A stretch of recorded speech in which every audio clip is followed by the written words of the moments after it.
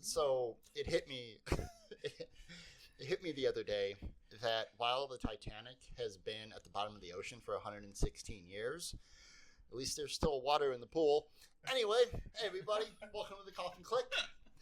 As always, I am Jeff, and surprisingly today we have a special guest. Yeah. Oh, yeah. If you want to introduce yourself. Hi, I'm Julio. That's about it. And what's up, y'all? It's Justin, as usual. And this is Juan. Sorry, this is Juan, one of your favorite 3 podcasters. Right, yeah. It's a good one. So, today is going to be a little bit different because we have Julio with us. We're going to do a movie, and then we're going to ask him a shit ton of questions that we all came up with right before we started. Well, mine, I prepped a little. Yeah, you prepped. For once, I I'm did very it. proud of you, sir.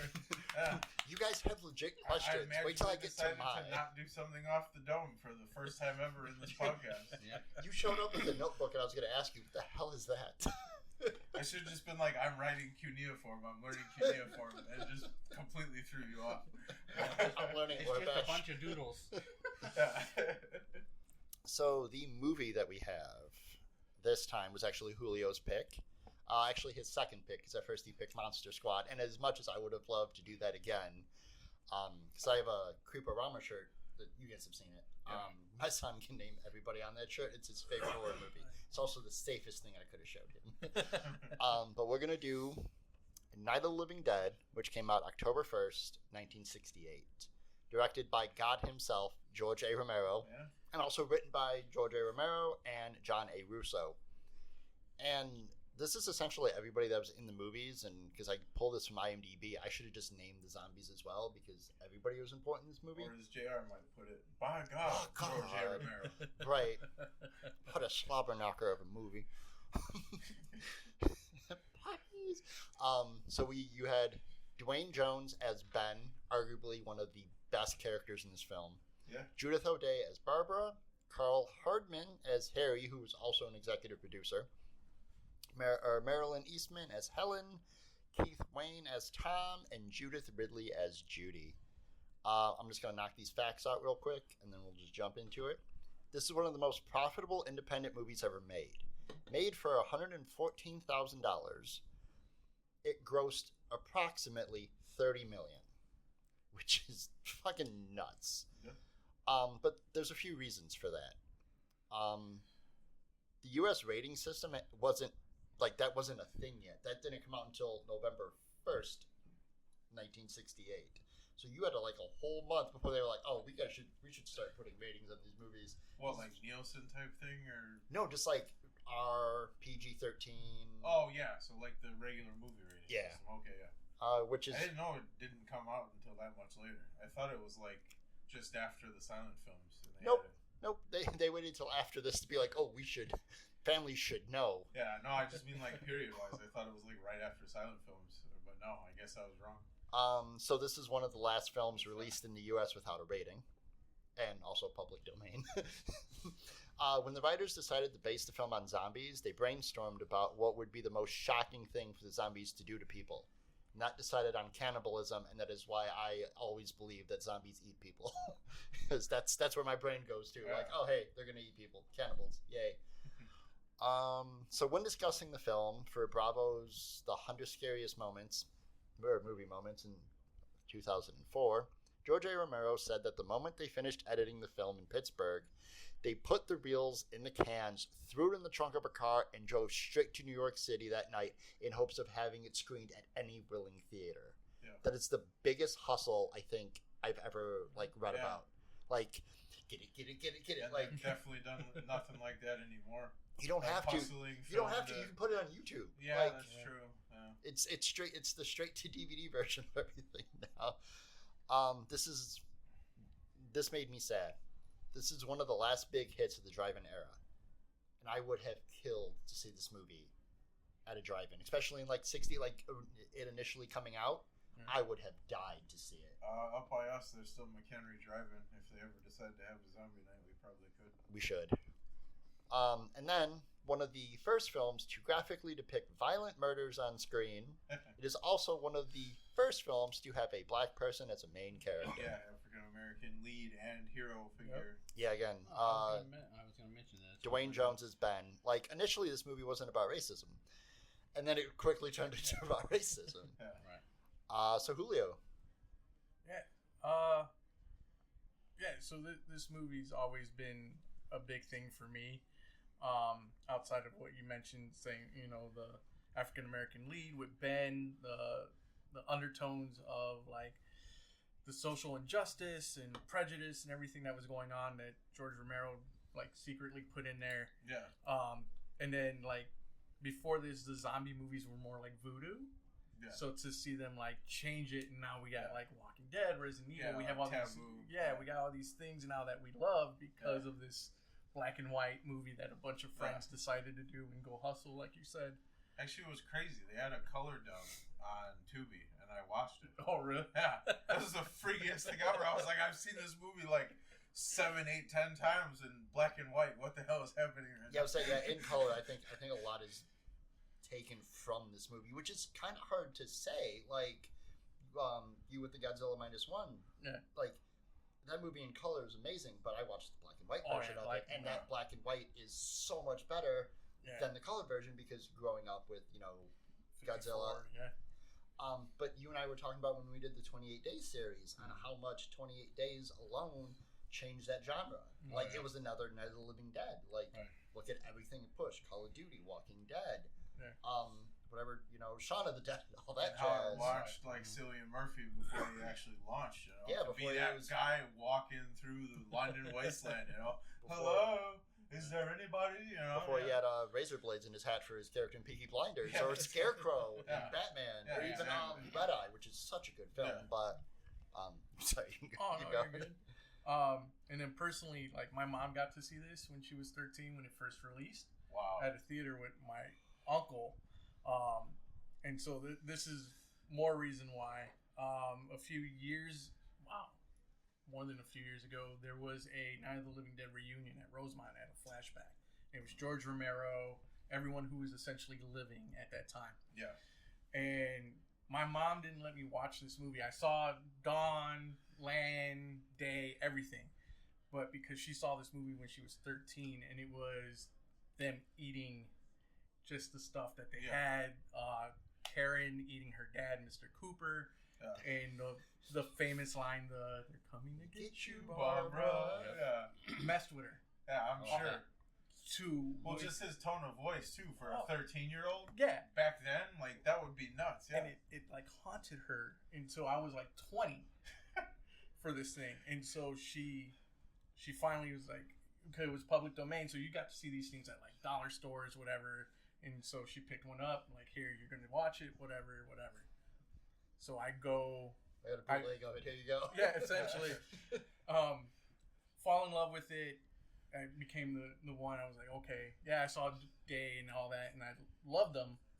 But Night of the Living Dead was like, you know, you go back to reading that first issue or like first thing, and you're like, this is it. Yeah, that's an excellent way to put it. And so that became one of my quintessentials. So I go to this reunion, and I got like 11 by 17 reprint of the original poster. I'm getting it signed by everyone. I meet Johnny, and he's just there chilling, doing his thing. And he was like, so how'd you learn about this movie? And being very personable. I was like, well, I just saw it for the first time like 5 years ago. And he goes, really? I'm like, yeah, my mom didn't want me to see it because she was terrified. And he goes, what? And so I tell him the whole story. And he goes, what the fuck is wrong with your friend? yeah, essentially, right? And he goes, where's your mom at?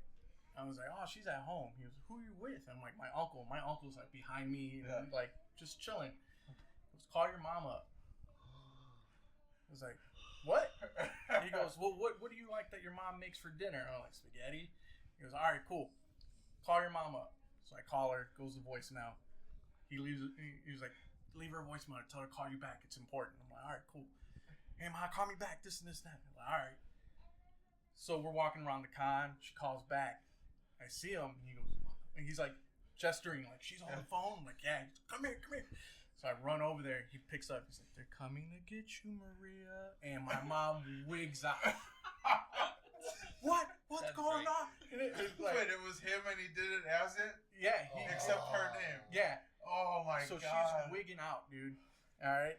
And so he was like, I heard your son, you didn't let your son watch this movie and this and this and that. And she goes, yeah, I was scared. So she's telling him the story now. Yeah. And he was like, oh, that's cool. And I heard you make a really good spaghetti dinner. Like, that's how he ends it. And he was like, well, I hope to meet you one day, this and this and that. Okay. So years pass, and it's kind of like a semi-reunion in Indianapolis. This is a few years later. Yeah. My mom decides to go. Yeah. So we're doing the rounds and everything, and I see Johnny. Yeah. And I'm like, Ma, Johnny's right there. She goes up to him. He looks at me kind of like, I kind of recognize you, but not, they've been talking. Right, Yeah. Touring all over So I was like, hey, you called her. He goes, Maria. Just right out of the bat. Wow. Gives her a big, bear hug. Brings her behind the table. He has the gloves, the screen-worn gloves on there. Has her put one on. He puts one on. They take a photo. This and that. And he's like, hey, did you bring that spaghetti or what? He remembers everything. Yeah. Wow. So now this movie is becoming something my mom was terrified of. Yeah. And now it's celebrated in our family. is So she's like, I awesome. can't wait to watch The Living Dead. So years pass by. He's at another convention. We walk by. He goes, Maria and Julio. And she was like, oh, I brought the photo. And he signs the photo for her and everything. He's like, it's so good to see you guys, this and this and that. And we're just like, what the fuck? That is awesome. Yeah. That's like the equivalent of meeting Kane Hodder and be like, can you choke me? What? Right. Dude, that is insane. Yeah. So That's amazing. that's why I told my mom, I was going to do the podcast and everything. I'm going to tell your story. She goes, don't tell my story, Mijo.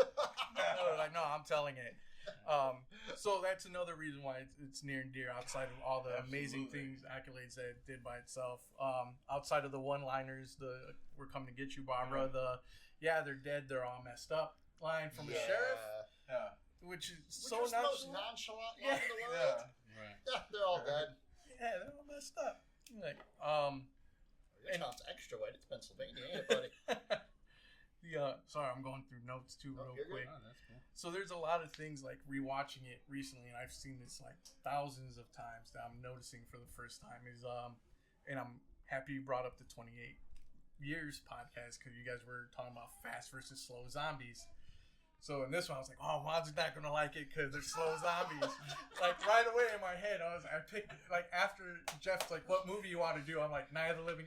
Fuck, Mom's not gonna like it. Slow zombies. I was like, but it shows. The cool thing is they show the rigor mortis and decay in the movie if you pay attention. Yeah. So the first zombie who's walking through the yard, he's limber, he's agile, he's breaking the car door, and then when you see him later on and it's nighttime and he's at the door, he's very robotic. Yeah. So it's like all the rigor mortis is kicking in. Yeah. I was like, oh, that makes sense, and they're even saying it in the radio and this and that, like they're dead.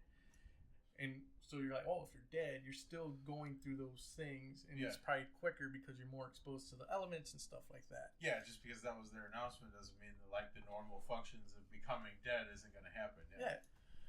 So to harken back to one of our previous zombie episodes, I got upset in Train to Busan because I was like, this took place in whatever year and nobody had a basis for what these things were. I didn't have the same thing in this because obviously back in 68 you wouldn't have known what this was. Like there was no catalog, lexicon whatever of random hey. crap they can put on the radio too to say like, hey, it's this. Right. So that I was rewatching it and I was like, oh, okay, I'm not mad at these people for not knowing.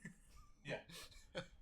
Because it's cool, like how they kept guessing, like even when they did when they're talking to the senator or whatever in the car, and they're like, yeah, we don't know, it's a meteor, maybe it's radiation, it's this and that, like there's something in the water. Yeah, you're like, okay, cool, whatever. And to have that background of like, what are these things? To have that like pad your story out makes it so much. I love when movies do that, and just quick exposition. And I've said this before. Night of the Living Dead is one of those sandwich movies. The term that I've used that I really got to rename. It's the complete package, beginning to end. Everything is just self-contained. So, and then one more thing. Sorry, is the camera work for the movie. Like if you notice, like whenever there's a calm thing or it's a settled down, the camera's steady. It moves slow. Yeah, almost like they're trying to make an art piece. Yeah. Yeah. And then the big part of it is when Ben and Barbara are together. You start, whenever it comes to her, the camera goes askew. It tilts. It moves faster. It's like quick. It's like those Edgar Wright cuts, those real fast, hard cuts. When it comes to her showing that she's in shock. I was going to say, where it's just trying to like jar you on purpose. Yeah. And I was like, again, seen this movie 1,000 times. I was sitting there like, oh man, I never noticed whenever like shit's gonna hit the fan, that camera goes slightly left and it's chaotic. It's moving faster. And then when everyone's chill, it's slow. It slowly pans out and it moves slow. It's smoother transition. So I talked about in the Nicolas Cage episode, The Wicker Man, when he punches the lady in the face. It's one of the funniest things in the world to me because he's in a bear outfit. Not saying what Ben did to Barbara was funny, but he overshot that punch. Like, I felt so bad for her. He was like, hey! Shit. Sorry, girl. Take a nap, it's fine. Also, if a bald white man would have came out from a basement, I would have just shot him. Yeah. Yeah. Like, there's already crap going on outside. You were just in the basement hanging out? Didn't say anything to anybody? Halfway through the movie, all of a sudden you just jump out of the basement. Yeah, exactly. I would And be then, like, "Pah!" and then have the nerve to tell me I don't know what I'm doing? That was interesting that they actually called it out too in the movie. He was like, "You didn't hear all that?" Yeah, I just thought I was dead. So you're just gonna just hang out then? And Yeah. like, all right, cool.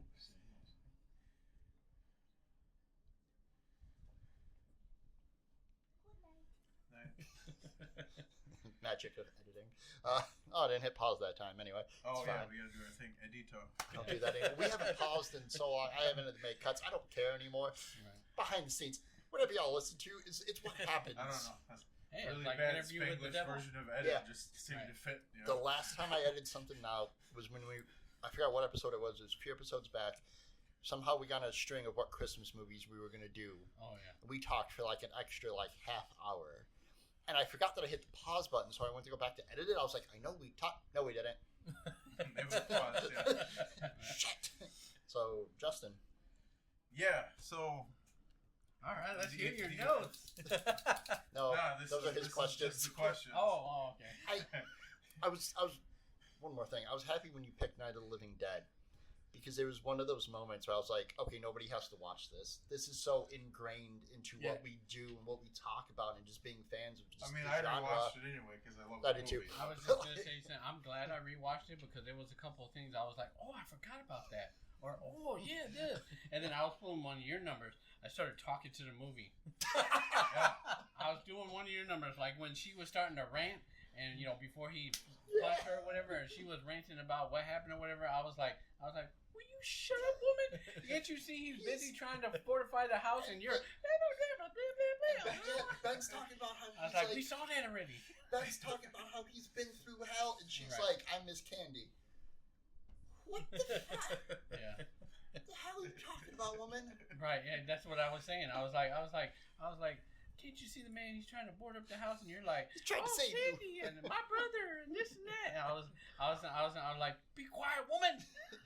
Your brother died in the shittiest way possible. Yeah. And I'm always surprised, like the random deference to Candy in Night of the Living Dead was never actually put forward in the Scary Movie or anything. Yeah, That's just yeah. priceless. Like, I miss Candy. Like, what the There was Who says that anyway in She a was normal talking about, conversation, much less a zombie apocalypse? she was talking about what happened. Like, you and your brother had this whole 5-minute conversation about how your dad's a dick or not. Like, come on. Like, and then it's, hey, how'd you get here? I haven't had candy in months. You can't be that shell shocked. You haven't done anything. But there was a scene but when she damsel in first got into the distress. building. Yeah. Well, no, when she was still in shock, and she got into the building, and she's just looking at the wall and like that. Touching. I was thinking the same thing that I was watching a video about this movie, and I was thinking the same thing. I was like, the Salisbury Salisbury tastes like Salisbury's. Oh, he was right. Yeah, exactly.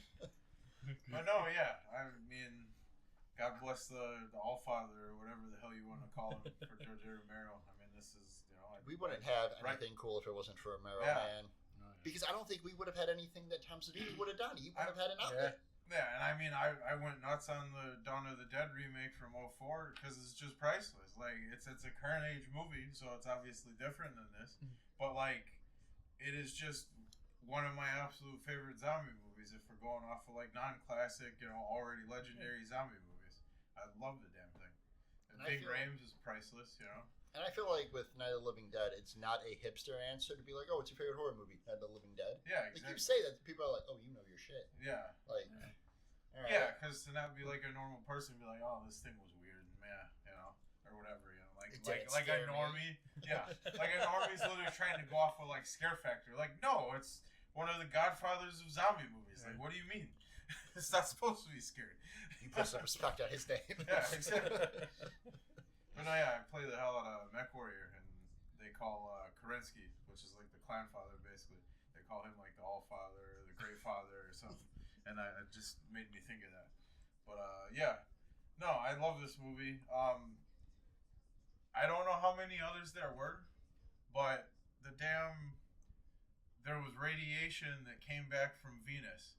That is my favorite reason for a zombie apocalypse. Because I'm the crazy space guy, as everyone knows. And I was like, yes. And then I don't really recall seeing that ever again, except for the first freaking George A Romero zombie movie. I mean, you had to come up with some sort of like crazy ass reason as to I why just these love things it, are walking around in the first place. That's like the main reason I enjoy the hell out of the whole movie. Like, oh, we're operating under the premise that all these zombies came from friggin' Venus radiation. Yas! And Romero, when he was doing this, didn't even name them zombies. He didn't have that term. Yeah, exactly. Ghouls are like flesh they called them eaters. ghouls. Actually, there was an interview that he did where he said he thought he was creating a brand new monster. Oh, yeah. He didn't think, oh, these are zombies when he was making the movie. He's like, oh, I'm making a whole new thing. Culture-wise, technically, he kind of did. I mean, he started the whole, like you said, domain. He gave them their like lore and their lineage as far as like the lexicon of movies go. Yeah. Right, because before that, they they were just zombies as in voodoo. Yeah, that's what it is, voodoo. Yeah. If you look like at White Zombie, I think it's Bela Lugosi or Karloff. I forgot. Yeah. Right. Bela Lugosi. It's voodoo stuff. It's just like people like. You said White Zombie, and I immediately thought of Rob Oh, Zombie. yeah, same. That's why I looked at you like that too. Yeah. I started thinking of like. I was about to be like, he did do that, didn't he? Yeah. So yeah, it was that, and even like Omega Man, the Vincent Price stuff, like they weren't like fully zombies type deal, but it's like the elements were there. They undead creatures, but then again, and like you brought up Lugosi. Like look at Frankenstein, look at Dracula, look at the Mummy, look at all that. It's just add one more to the slate, but this is a little bit more horrific because it's a virus. It spreads. Yeah. Dracula's got to wait till night to bite somebody that's murdered. Come on, not like. No, and that's awesome you brought up Omega Man, because somehow I actually like the Heston Omega Man even more. And but it's like the same thing. Like they didn't really do anything different. Oh look, Moses. Yeah. Moses is the Omega Man now. Sure. That makes sense. Checks out, right? I know what we're doing for our next zombie trio. Right? You ain't wrong. But no, yeah, I mean, this gets like its own special like epilogue-y category because we wouldn't have my 2004 Dawn of the Dead remake. We wouldn't have any of this shit, and like zombie games I don't think wouldn't we'd be exist. talking about zombies at all. Zombie games wouldn't exist, and I can't stop playing Left 4 Dead most days.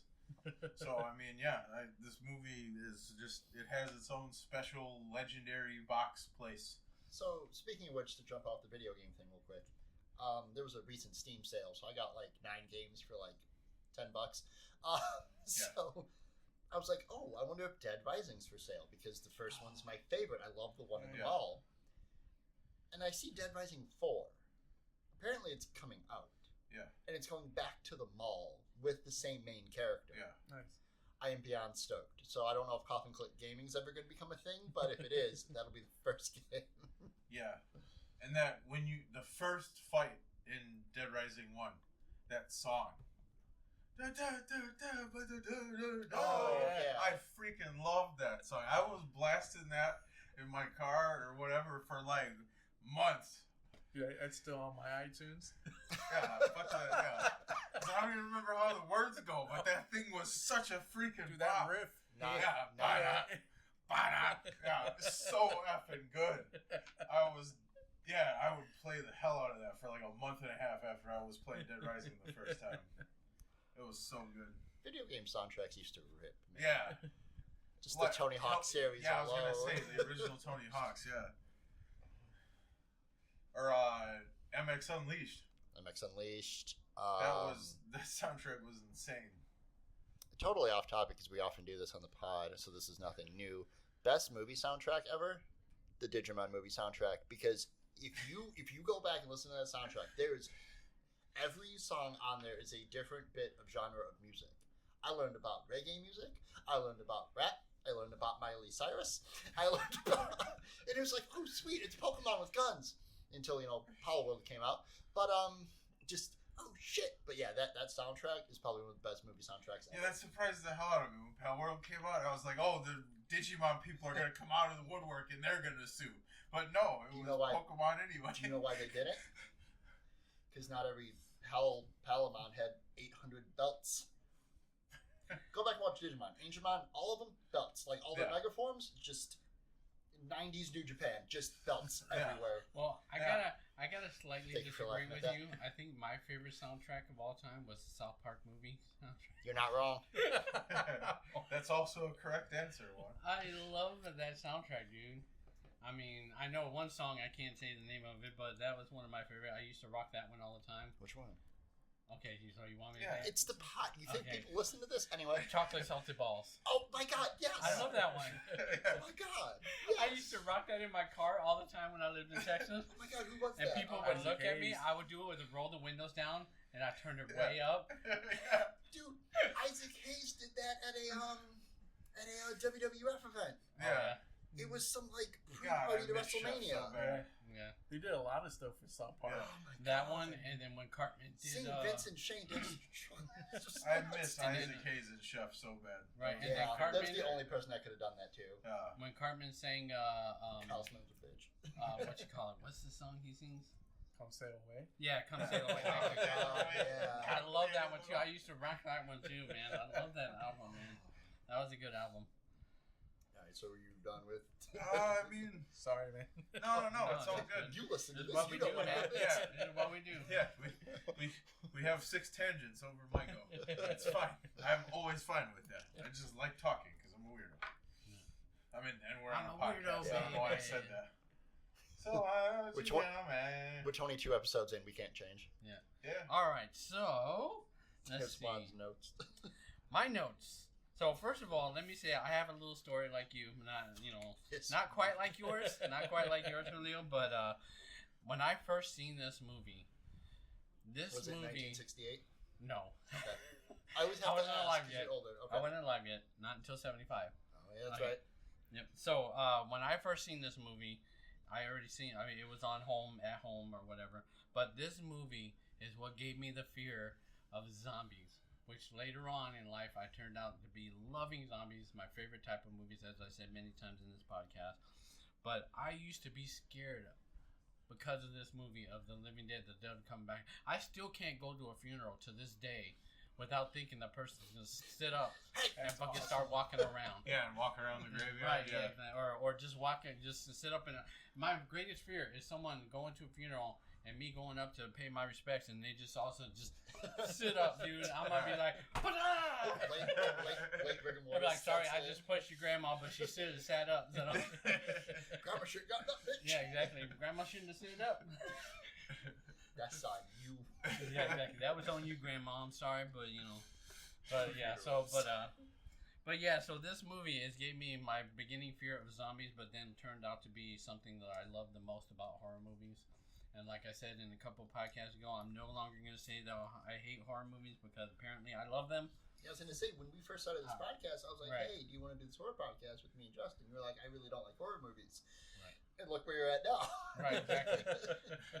and we made you watch some shit. Watching this movie gave me my love of zombies. And then also, not only that, there was another movie that mentions this movie a lot, and I love this movie also. It's called Morgan Stewart Comes Home, I think it's called. Morgan Stewart Comes Home, yeah. Yeah, and they talk about this movie all throughout the movie, and So we were gonna do a Thanksgiving episode. Yeah. I watched all three. I don't know if you guys did. And actually, you couldn't because you didn't have Hulu. Right. I watched I couldn't watch Derelicts and what was the first one? It was Pilgrim and then Thanksgiving. Yeah, Thanksgiving. Eli Roth Yeah, movie. Thanksgiving Which and was so Derelicts fucking I good. watched. I never got around to Pilgrim. So the reason why I bring this up is that one of the movies we almost did, Thanksgiving, which is about to kill a turkey, Yeah. Oh yeah. apparently shows Night of the Living Dead just flat out. Like, they turned the volume up in that movie because obviously public domain, you could have used it. And I saw that and I went, oh man, we should have watched that. Yeah. Well, Still there's always watch it. next year. Okay. Yeah, I'm just saying. We Yes. still watch it. Oh, sorry. One other Yeah. thing that I rewatched the other night. I mean, I think we all did. But anyway, the one thing that I kept thinking about is as soon as the beginning happened, and he does "They're coming for you," but I immediately started like brain like spasming. Like, how many times have I heard that in a random like compilation-y thing because it's And- public domain? Yeah, and I just was trying to not- actually count it, and I was like, I effing can't. There's like that weird MGM one at some point. There's so many throughout, like, remembering throughout my life, where they just play that guy's, they play Johnny's line in like a random, mix-up video for promoting whatever. For a while, I thought it was opening the Rocky Horror Picture Show. Just because of how common it was in those roll things, yeah. Yeah, no, I have to agree. Hearing that and not like being like, oh, like, wait, that's weird. Why'd they play that? And then rewatching this, going, that's why. Yeah. Yeah. So Thanks, Johnny. So that's a real quotable thing about this movie is there's a lot of things that you could quote, like "They're coming to get you, Barbara." I quote that so much. I even do that sometimes. Like my aunt or my wife's aunt. Every once in a while, I'll say that to her, but I'll use her name, kind of like your story, where I'll use her name and then I'll be like, "They're coming to get you, Martha," or whatever, something like that, or Get away from me. right, or my wife, I'd be, "They're coming to get you, Jessica," I do my Macho Right. Man Randy and my Macho Man Savage impression for my wife, and she hates it. Oh yeah. No, not that. No, oh. Elizabeth. Oh yeah. Hi, baby. Yep. That's good too. But so this movie, some of the things I love the most about this movie is at the beginning, right off the bat, before you even see the car coming down the road, the creepy music at the beginning. It's got that classic old-fashioned movie where there's always got to be the creepy music at the beginning of the movie. So that was I like also that. public domain. Oh yeah. It was. George A Romero said, I ain't paying for shit. Right, yeah. What's in this library I can use? So that was that, and then let's see, what do we got here? Oh yeah, so let's see.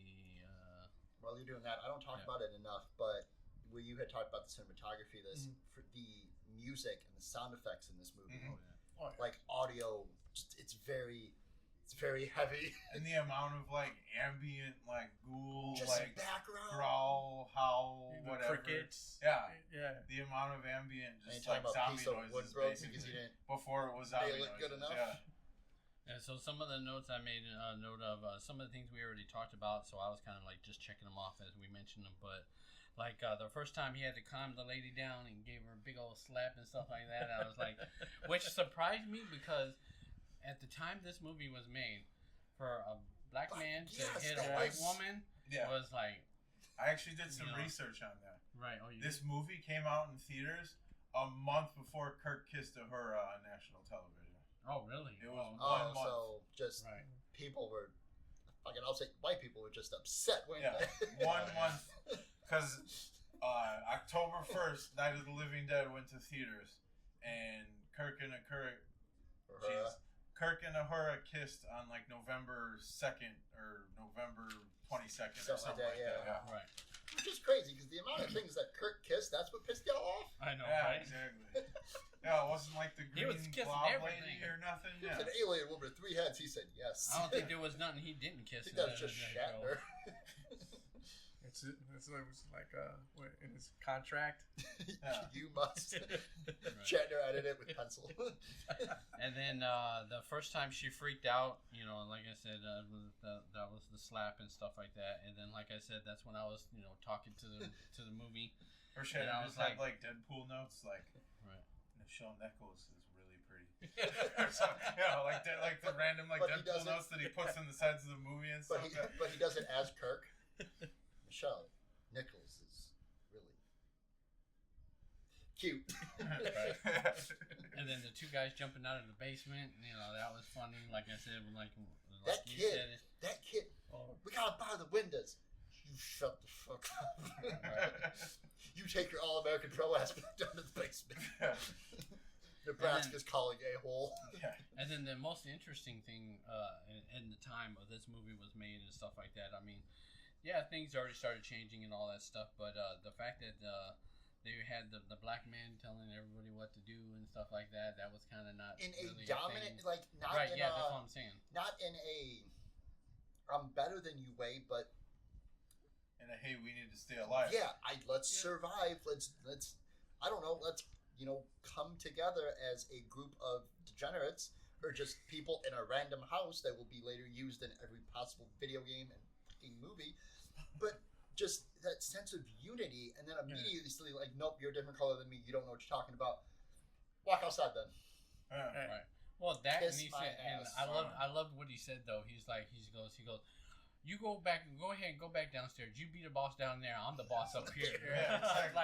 I was like, you tell him. That man. was like a pre-Samuel L. Jackson Samuel L. Jackson line. And Oh I my love god, they should yeah, remake this definitely. movie or Samuel Jackson. But that was the thing too, like how you were saying, is like multiple times, like him and Tom kept going, we need to work together, and that was the whole thing. Like if you work together, they Probably would have survived. Yeah, Right. they would have been there, and then Could have made it. Yeah, Could have made it out, but no, you wouldn't be a dick. You want and even and the random young fullback-sized kid is the voice of reason the whole time.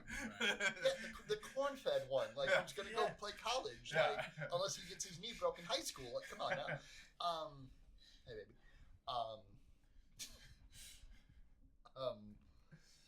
So I had found out that Judith and Tom, I guess, like, were in a relationship. So when she's like, it's not about you being right, it's about you being, or no, it's not about you being the bigger person. It's about like calling him an asshole and everything. Yeah. That's how she knew him well enough to say things like that, which is why that felt so real. So I was like, she's really fucking giving it to this dude. Like, good for the you. Coopers. Yeah. The Coopers, The Cooper, the wife. Yeah. Tell him. Oh, the radio's upstairs. Wouldn't you think that'd be a great idea? Yeah, because Tom and Judy were the college-age kids. Yeah. Oh, so sorry. Yeah. You're right. Right. That's why I said Tom's like the voice of reason. Hey, we should listen to this guy. It doesn't matter what color he is. And when he's literally, like this little He's the one sawn-off listening to the fullback radio and size the dude. TV. Yeah, exactly. We don't know shit that's going on. He's the one that keeps being the closest to it too. So what else are we really gonna do? And another thing is that a lot of people mistake in this movie. People they confuse this movie with the other one they did with the brains and stuff like that. They never ate brains in this movie. That wasn't a thing at this time. What They were just eating they just ate everything. chicken parts covered in chocolate sauce. Yeah, exactly. So they they ate the whole body. They didn't eat just brains. That didn't come out. Well, and then somebody had to edit the color version because they were still reddish. Oh yeah. Which, to a point, I wanted to bring this question for all of you guys. They use chocolate sauce for blood. Yeah. Right. Do you think that happens if Alfred Hitchcock doesn't use chocolate in Psycho? No, probably not. No. I mean, because that was an innovation in horror movies, basically, or thriller horror movies. But that still had to be kind of gross because they were using entrails of I forgot what they said. Just like from like the local butcher. I think it was or something. chicken guts or something like that, and then chicken guts with chocolate sauce. Yeah. I mean, hey. No, nobody come at me in the comments. Those people are from Pennsylvania. You think they fucking care? no. I mean, we do have something like that in the Spanish culture, but we cook it though, and it's moles, but it's cooked. Yeah. It's like chicken with chocolate kind of sauce stuff, but I mean, it's not my thing because I don't like chocolate, but But anyway, so I was like, man, aren't you gonna cook that stuff? Another thing I said in the movie, I was like, you need to cook that and cook that up a little bit first, and then have some mole or some chitlins or something. Have zombies ever been advanced enough to start cooking their meat? No. Is that something we can capitalize on? Tom They may have your next comic. Tom and Judy's flesh was barbecued in the truck when they ate it. Oh, well, yeah, that's true. Yeah, that was kind of barbecue. Hottest couple since Aunt Owen and Uncle Owen and Aunt Peru. Oh. Get the side of blue milk with that? Yeah. So Blue milk and charred flesh. Let's go. Right. Yes! So another interesting thing about this Take that, movie Luke. is the zombies. They were played by the people in the town, Yeah. and they were just excited to be in a movie. Yeah. And that's And they were like, "Oh yeah, we could run around naked," or well, Yeah, there was only nuts. one naked lady, but There was, but you showed her from behind. And then she was in there quite a bit. 28 years later said yes. Right. This is again, and this is the first time that we've talked about a zombie movie because they did this for 28 Days Later, that series. This is the first time that I got background info on the people who played the zombies. Right. Like Exactly. that's wicked. I would have Yeah. shown up Oh, yeah. because Romero had his he was doing commercials Yeah. locally, and then Well, decides like- to do well, this. Be like, you guys like want to we be in this? said, Yes. Like we said for the last podcast, and sorry you missed it, but yeah, we were like, we volunteered you. If there anybody Oh, yeah, ever needs yeah, to if make there's a movie being and made, you we're all need being extras zombies. for zombies, we're all zombies. If I get killed on screen, I don't care Yeah. how long I last. Yeah, Like we I was a volunteered part of you, this. sorry, or we volundraft you. That's fine. Voluntold is Yeah, there you is go, the army voluntold, voluntold. There you yeah. go, that's the one, That's voluntold. the army term, voluntold. It's Yeah, like there Little you go. Monsters. I would have killed to be a zombie in that movie. Oh yeah. All right, so you have any more notes? No, I'm down to the question part. whenever Okay, we get to so that part. let's So talk those are about- all my notes. Oh, I'm well- surprised. Hold on. I'm surprised nobody brought this up. Mhm. Being the only one here with kids, I love my kids very much. But if my kid would have been turned into a zombie, nope. Yeah. I'm out. I will do everything I can to save you until you bite me, and then it is over. I always forget I always forget Harry's little girl's name though, so that's why I didn't Karen. bring it up. Right. It was for the Karen. fact that her face is the cover, but it's the one thing that I don't hear a whole lot of people talk about in that movie. That's a Probably good because question. again, it's a child. Like when they go back down, that little girl was like, wasn't she? Oh, you're right.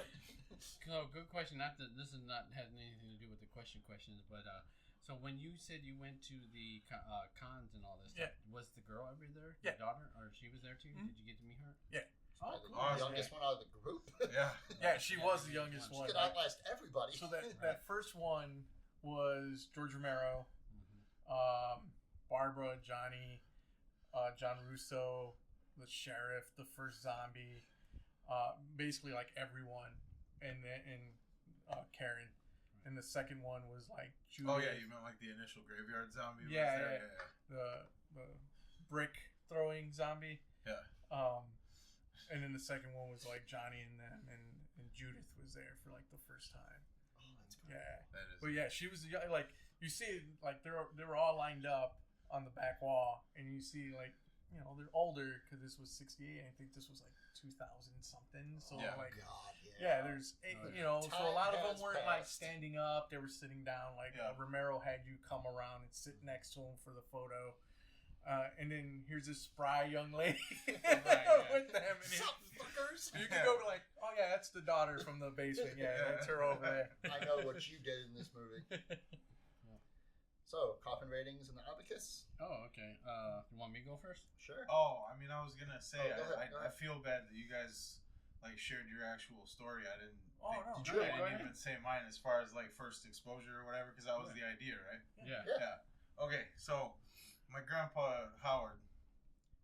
Well, I don't really even know how this works to this day, but my mom's stepfather, so step grandfather, I guess.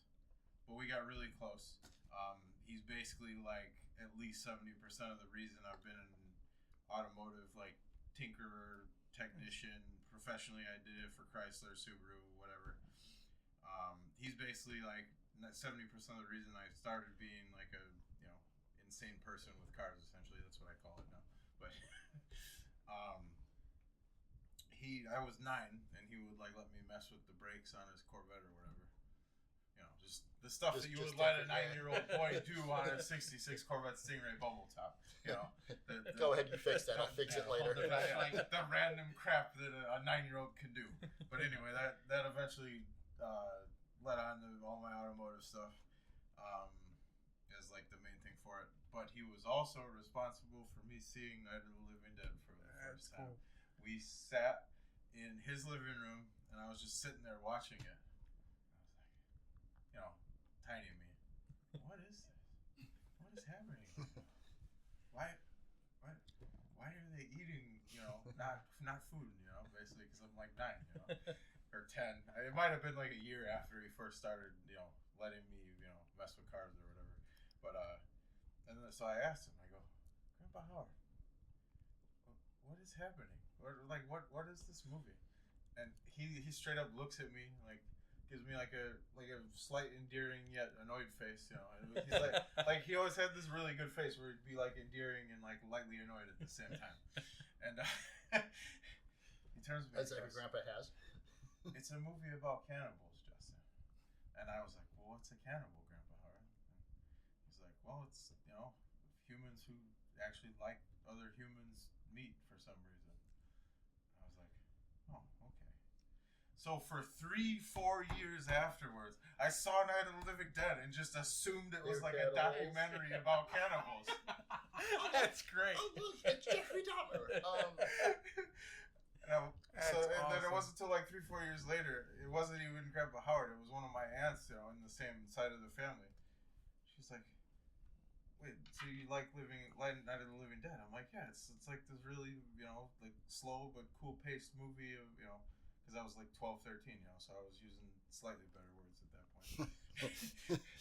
You know, about cannibals. And I think it was Aunt Chris, and she goes, Night of the Living Dead isn't about cannibals. And I'm like, what do you mean? I think I'm like 13 or something at the time. I'm like, what do you mean? I thought it was about cannibals. I thought that's what Grandpa Howard said. He's like, no, it's about zombies. I was like, oh, okay. So then from then on, I was like, all right, I guess I'm going to like figure out how to like zombie stuff. Because the paradigm was finally shifted on me. Like, oh, wait, this is zombies, not cannibals. Okay, that's cool. Really gotten African culture. Wow. So everybody else told their stories. I'm not going to lie. I didn't know who Romero was until this movie. I didn't have anybody to show me any of this. So I was at a video store. I had picked up, I forgot what I had grabbed, but I had seen, you know, and this is what I miss about video stores. It's like picking up the cases. Like not knowing whatever it is, right? Yeah. So I picked up Night of the Living Dead, and I think out loud I went, oh, this looks like shit. I can't wait. And what's shitty about that, too, is that under IMDb, it's considered a B horror movie. This is not B horror to me. This is one of the greatest. Yeah. So I was like, I get home and I was like, all right, whatever. I'm gonna pop this in. I pop it in. I'm sitting there. It's like, that dude died. Oh, the fuck! Like I knew what zombies were, but I didn't know Romero's name attached to it.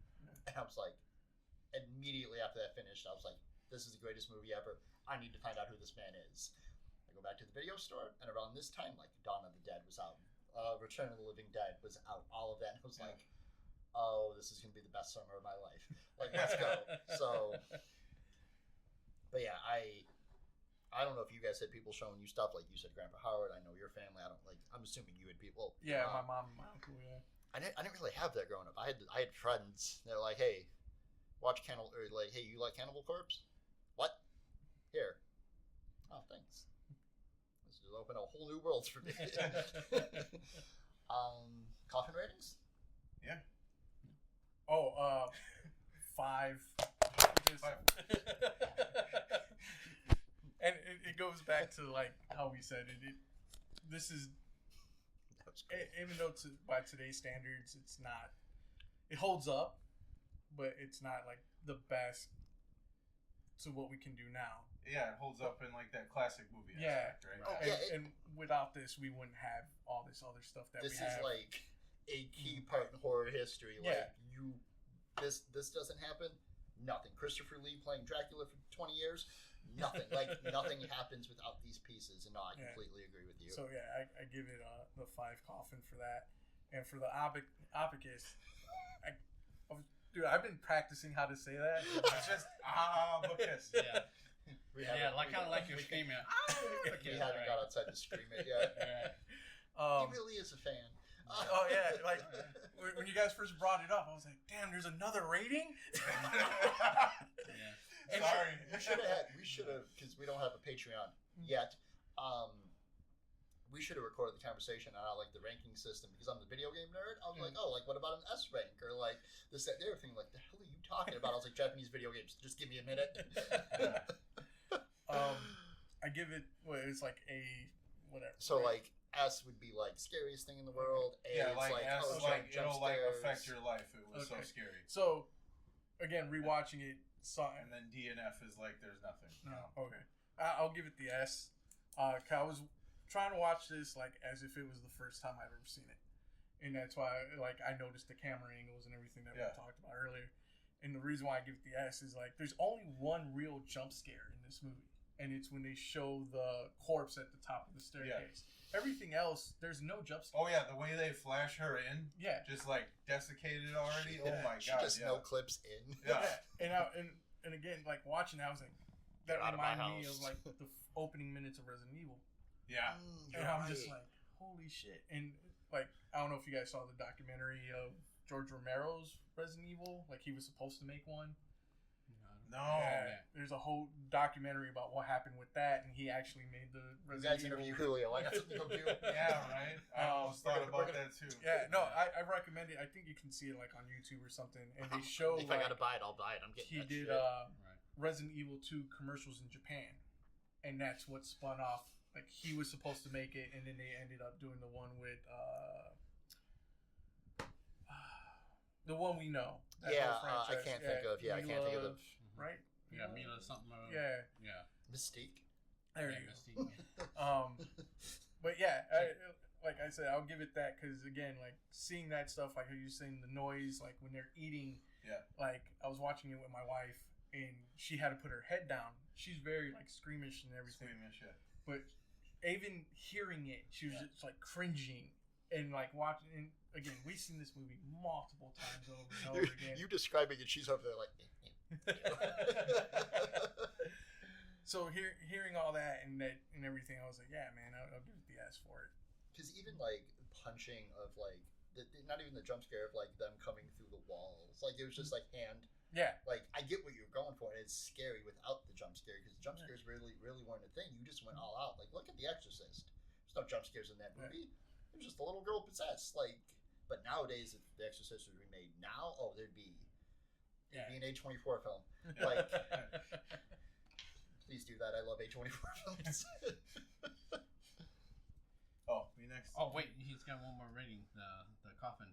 Oh no, he did the Koffin. He did the Koffin and the He said Abacus. 5 Koffins. Oh yeah, that's right. Yeah, sorry. Was 8 or Yeah, S, that's sorry. right. My bad. I would say A+, and then so That's right, baby. That's rank, and then I just kind of figured we'd loop D and F. Like, if you really hated how unscary it was, you can give it an F. If it was really unscary, but it was still okay, just do the D. I mean, that's what I figured we were going for. If you guys want to hear how the rating system is broken, go back to the Skinamarink episode. Yeah. Where we decided to hate on an art piece. Yeah. No, I'm guys, the one that hated this movie sucks. Guys, I'll tell you, it's not. Right. Trust me. I was really sad during that episode. Oh yeah. Do you like Skinamarink? I will see this. The thing, like I saw. Sorry that we're going off. No, I saw it in a theater. Huh? Oh. You listen, you know. I saw it in the theater, so I had a different experience. I noticed, like, a few people I talked to, some saw it in the theater, really enjoyed it because it used the theater and the darkness of the theater. Like, that'd be completely different. Yeah. So there's this scene where they're walking into the bedroom and you seeing the door push further and further away. Yeah. In a theater, big ass theater, and it's legitimately feels like it. Yeah. And I was like, I can see where people who've seen it on television or at home, it doesn't have that effect. Yeah. Because like how you were saying, like a lot of stuff gets lost. It's too dark and you can barely hear things. Yeah. It was like I understood it because it doesn't translate well. Well, I mean, even you just saying that and me thinking about that door, were I in a theater, I got like goosebumpy a little just now. Like, just you describing that, like, oh shit, I didn't even think of that. Yeah. So that's one movie I think it was like you need to experience as opposed to like, well, not only that, we were so far on our what's this movie that I didn't even think about the fact that it would have came to theaters. Yeah, it was like I just assumed it was like on Tubi or Shudder or something. Yeah. It was like one of those sleeper ones. Like it's secretly like if you knew it was in the theater type deal. Well, that's unfortunate because I would love to see it in theater. With Skinamarink, I'm huge on theater. With Skinamarink, I do because it's analog horror. Because that guy started everything on YouTube. So for it, like unless you knew his channel and you knew what he was doing, apparently there's a sequel to that movie. I can't imagine what that is. I still like my joke about that. Is it still called Skinamarink 2 though? Yes. Again, he's spelled the movie. He spelled the movie in such a way that like kids wouldn't find it, which is probably the best piece of marketing he could have ever done with that. But your rating in the abacus, Justin? All right. Yeah, I mean, my remembrance story randomly came to me as you guys were doing your guys' awesome ass one. And then it just kind of popped in my head, like, oh yeah, that was a memory. Because that's just kind of how my brain works now, between the army and becoming older and older every day. It just comes back. It doesn't come back. When it does, it's great. But anyway, no, yeah. So it's 5 coffins for me too, because I mean, it's the foundation of everything I'm obsessed with zombies now. And so it pretty much has to be, unless we're gonna start making like ancillary categories for like.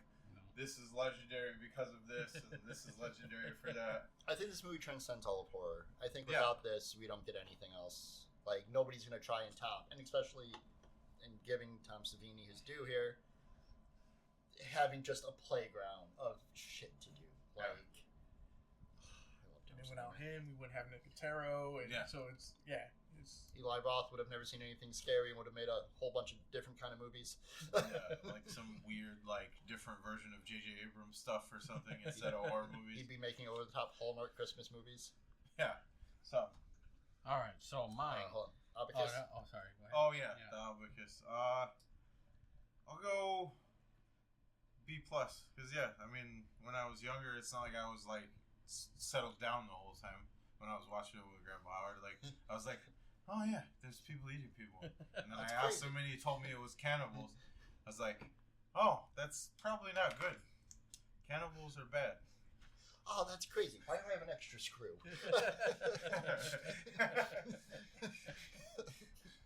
I wouldn't roll the Corvette out yet. But yeah, so just, for the time period, it was definitely at least a B+ on the scaredness. So, for me, first of all, the kill count. Oh, that's right. Most important. Can't forget that. So, kill count is 22 kills. That's people and zombies. It's 8 women and 14 men. All right. So, or females, I should say. By gender, too. Yeah, exactly. Yeah, thanks. Yeah. So, my abacus. So, my abacus, I'm kind of what do you call it? Up in the air. So, I want to give it an S. But with my story and what this movie did to me as a kid and all that stuff, I want to give it the one where the psychological whatever, but I forgot which one that is because I'm still getting used to our rating myself. Trust me. Right. It would be a B. It's just enough to mess you up. Yeah, basically it's that one. So to me, I'm on the fence. It's either S because it was the best thing ever, but then it also messed me up psychologically when I was younger. So, I don't know. I guess I'll stick with the S, even though it does mess you up psychologically for your first time ever watching it or whatever. If you're really young, like most of us when you've first seen it, it can mess you up. I'm gonna give it 5 coffins. Again, I would be a dick if I didn't. I feel like I can't give it like 4 3/4, but no, 5 coffins off the bat. I knew as soon as before I rewatched it, I was like 5. Like you can't give it any less, and if you do, you're some insane critic. Or just trying you just need a life. Yeah. Well, I also gave it 5 too, but I didn't get to say that part. But yeah, I gave it my bad. No, that's okay. Yeah, like if you're like, I'm gonna give Night of the Living Dead a 3 out of 10. Shut the fuck. Like you're trying to be out there. You're just trying to make content for yourself. Yeah, exactly. You're trying to be that negativity clause. Siskel and Ebert. Right. Yeah.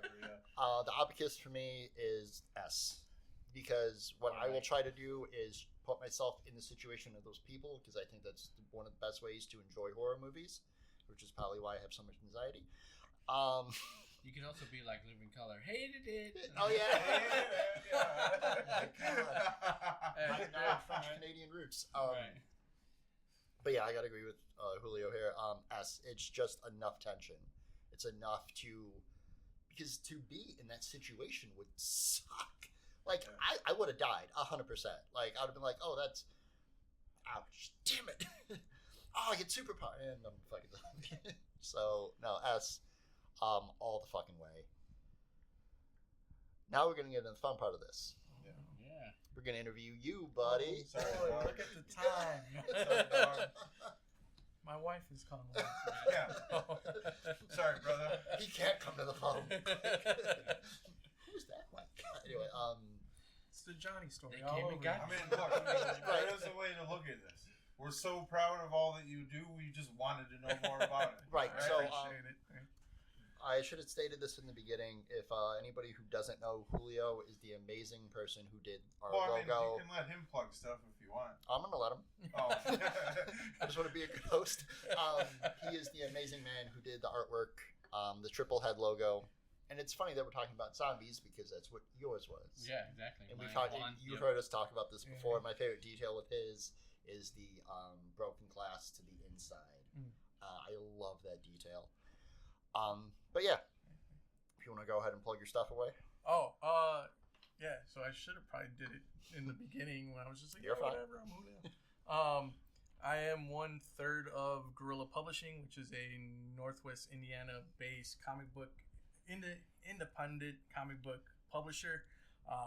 And then I also work as a illustrator, graphic designer for Pro Wrestling Tees and AEW or All Elite Wrestling. And yeah, that's my life in a nutshell. And now we're going to get into some in-depth stuff. Justin, you want to ask your first question? Okay. So, I have a less awesome job, but right now, currently at He least. said, "Fuck my life." No. But right now, Oh man. no, it's just envy, like amicable envy though. Like, cause I would, I wish I was that artsy. I can draft, like, computer to draft my ass off and make art that way, Nice. but I can't like physically draw. But so yeah, my current job, I'm a machine repair tech for PCB board machines. Oh, nice. So,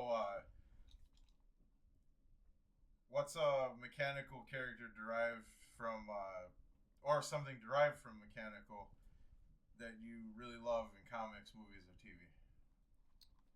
So it's just like machinery, right? Like Yeah, just gears and or stuff. just like prosthesis that's mechanical, Yeah. whatever. Yeah, any So- of that. I'm a big fan of like armor stuff. So Yeah. Iron Man, Doom, all that stuff. Yeah, And just to see like the way, how can I say it? So Stanley and them never like based things off of real science. They kind of just like winged it, like the gamma ray thing. That wasn't real. yeah. I Um, mean, they kind of started with like a super vague base of science. Yeah. and What? just went, Gamma radiation is not real? yeah, You know? it's just like bam. What do you mean I can't be the Hulk? So like, Right.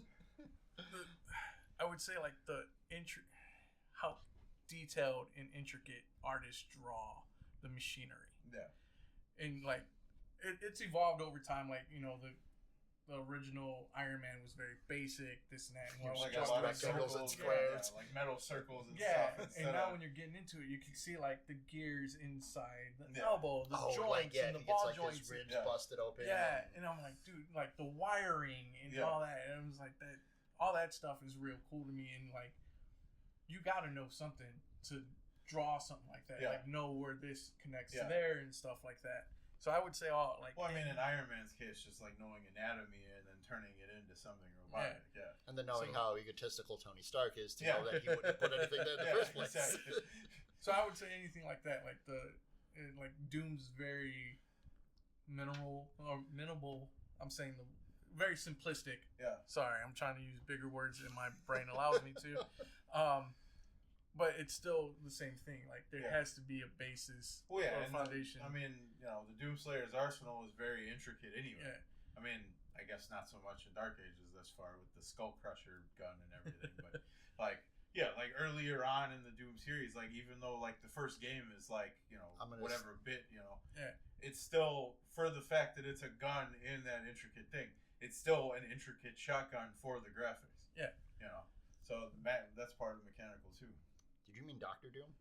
Both. Okay, just Yeah. make sure. I did start with Dr. Doom and then it went into Doom's Okay, game. I was just- like, Yeah. Just the way you were describing it, I was like, "Where's that version of Doctor Doom at?" Well, oh yeah, skull crushing gun, Dr. Doom, yeah, that's Welcome to amazing. Latveria, motherfucker. That's how he rips Thanos apart. So what, do you want to rotate them then, Jeff? Okay, I so hope I answered that correctly. No, yeah. Okay, cool. so No, my so just there what are your no wrong favorite answers. things are that have anything to do Oh, with okay. mechanical. I mean, you could have picked one character that has like a mechanical arm. Like That- said, oh, I really love Bucky, and we could have talked about Bucky for 3 hours. Yeah, no, it's fine. You did well, very well. Yeah, okay. So my first question Yeah. is, what is your favorite art style? As in, like, your favorite type of art form to do, or even just personal, like you love type Oh man. So I'm a big street art guy. Awesome. Just from where so my first memory of art is seeing the trains.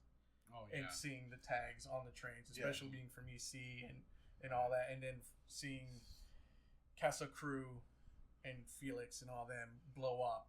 Yeah. And seeing that like this bastardized art form become solidified. Yeah, like, something. you know, like it's now like it's in official galleries. now. Yeah, it's like, something that's just not on now trains beatniks or, are paying thousands of dollars for it and stuff like that. Right.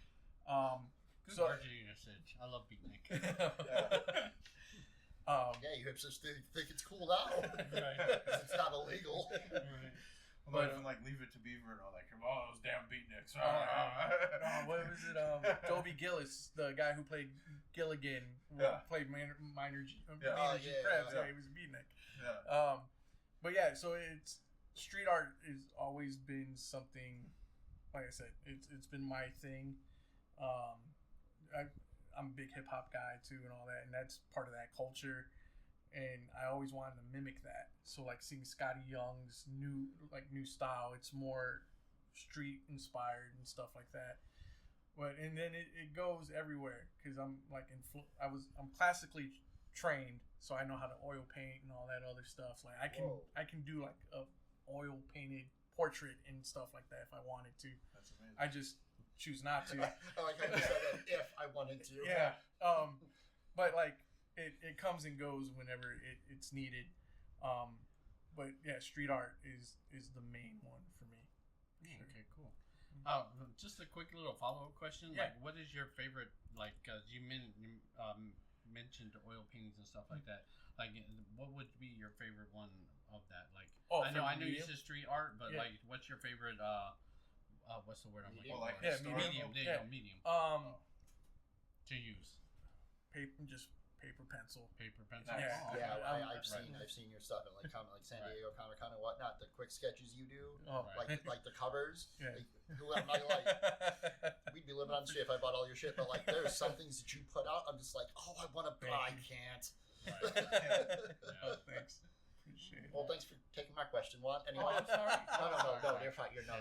You're fine. To kind of piggyback off Juan, out of all the artwork that you have done, what is something that personally that you've done that stands out to you as a favorite piece? It would be this acrylic and spray paint piece I did on a solid oak door. Oh, wow. Jesus. Yeah, that fucker was heavy, bro. I bet. It's really awesome, though. Thank you. So going back, I mentioned Casa Crew and Felix. So they used to do they had a studio. They've had multiple studios, and they would have Dia de los Muertos art show. And my grandmother, who basically is my world, the only woman I have tattooed on my arm, she passed around Halloween, like a few days before Halloween and stuff like that. So a few years removed, I want to do a piece, like a street art piece. I was like, Felix and them doing it. Let me try the cans. And it turned out to be like just this extreme close-up of a woman in Day of the Dead makeup with like Medusa type hair That's coming off. that's And Holy like, shit, that it sounds amazing. it was just like, it just took a life of its own. And I would set up in the backyard, have music playing, and I don't know if you guys remember those little orange recycling bins. Yes. That used to be like my easel. Against like That's awesome. Man. a clothesline, the post for the clothesline. Yeah. I lifted that fucking door from the basement outside, dropped it there, and I stood out there for like 10 hours, just going at it, stepping away, coming back. And so I named it Juan, which is my grandmother's last name, and we put it in the show and everything. And that's something I've done. I got to work with some amazing people, and do some cool stuff. But that's the one that still like sticks with me. I still think about it every once in a while, and like it's in the house. It's like put away, but that's the one that I'm always like, that's the one I'm most proud of because it has that, that resonance. It's not only like my culture, but it's my love letter to my grandmother for like basically like a thank you for giving me and teaching me like all this stuff, and I wouldn't have it without you type deal. That's awesome. I really like that because those are kind of my favorite type of artwork, the De La Muerte and stuff like that.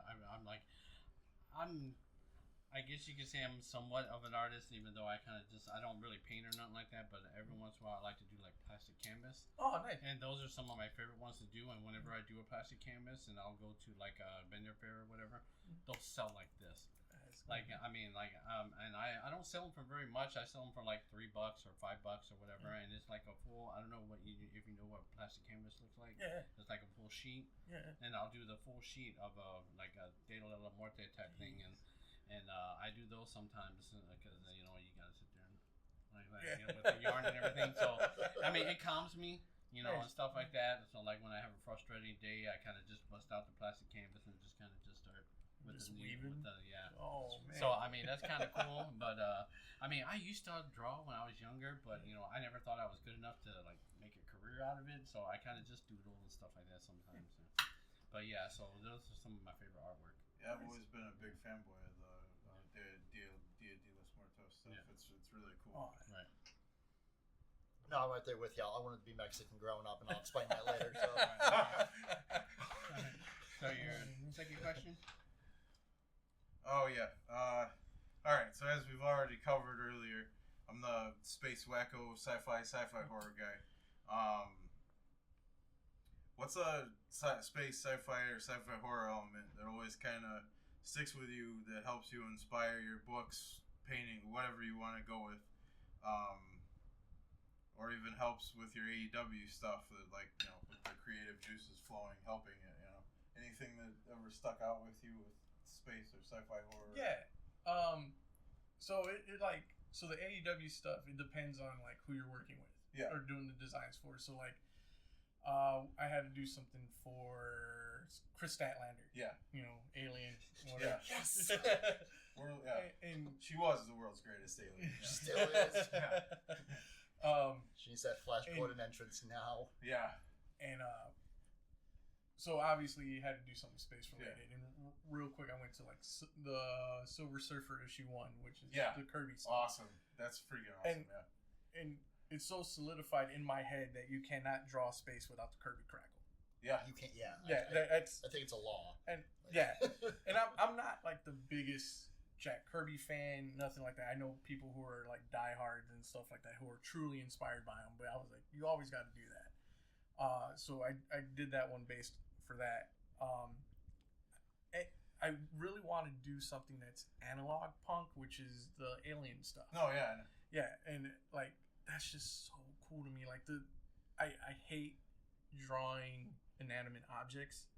And right now in this book, that's all I'm doing. In this other book, yeah, he's like, draw a bunch of cars. I'm like, no.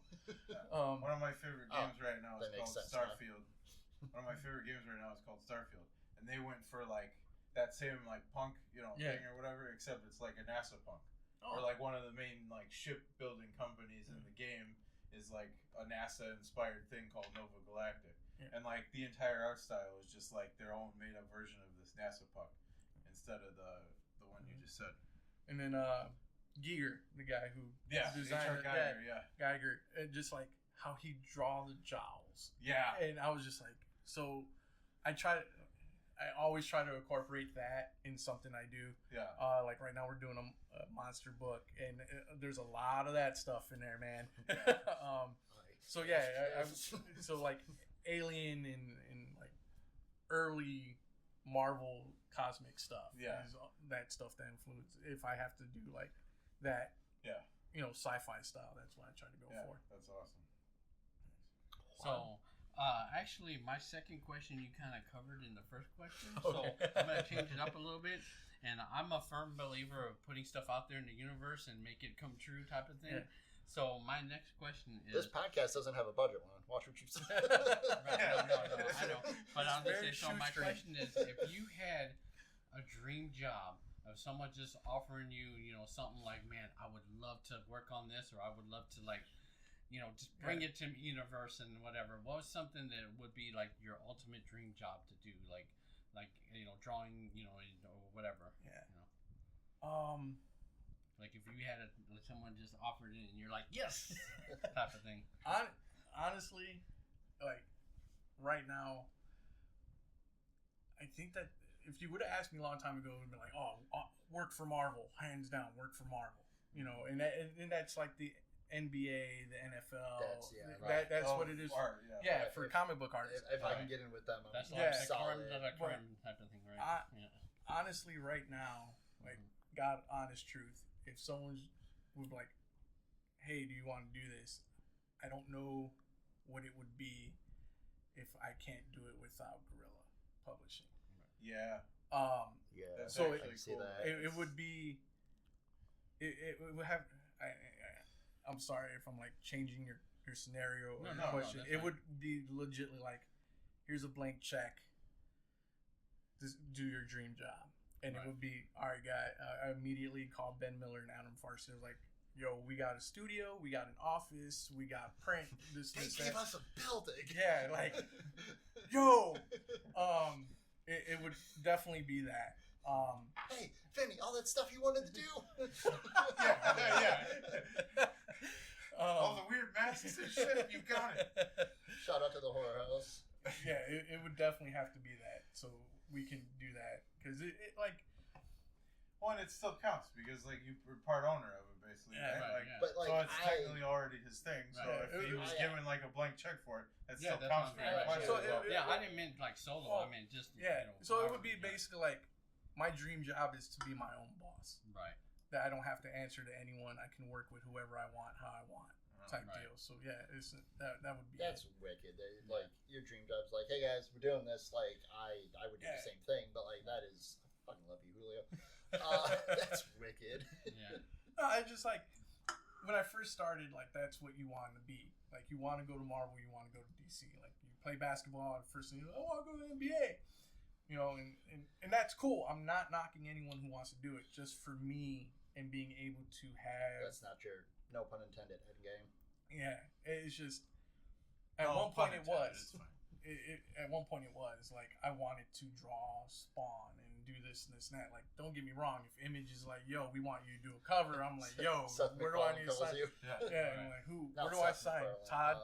Thank you. Yeah, Todd. I'm not knocking that, but like being able to do my own thing for 10 years in the comic industry and not being told I got to draw it this way, or I don't have to sit in a meeting. Yeah, you can't have this creativity, right? Yeah, you have to do it like we're talking about. And like when I did the Marvel cards, they sent me like it's a Bible essentially, and it's like this thick, and it's like you can't do this, you can't do that, you can't do this, you can't do this color, you can't do this, you can't do that, and I'm looking at by character. Or and it was listed by character. It was like if you draw this, he has to wear pants, and and he can't do this, and and so no Dr. And Manhattan. Thor can't. If it's blue and fuzzy, no pants. Or Alpha or whatever it was in the last one. And Thor can't randomly have a bong when he was in Fat Guy mode. So it was, I saw that, I was like, okay, this is cool because, I'm working for Marvel and Upper Deck, and then I'm like, okay, with all the restrictions. Yeah, I was just like, you're kind of crowding me, chill out. But you came to me, you know what I'm capable of doing. Yeah, and it was like, it gives you more cred. So I'm not knocking it because it like without that you can't level up. Yeah, exactly. But at the same breath, I'm just like, that's cool and all, but I don't want to. Stop telling me what to do. Like Well, I'm sure somewhere in the back of your mind when it arrived, you were like, I told you guys. I was like, I first saw like boxcars and shit. Right? Like, I told you I don't draw cards.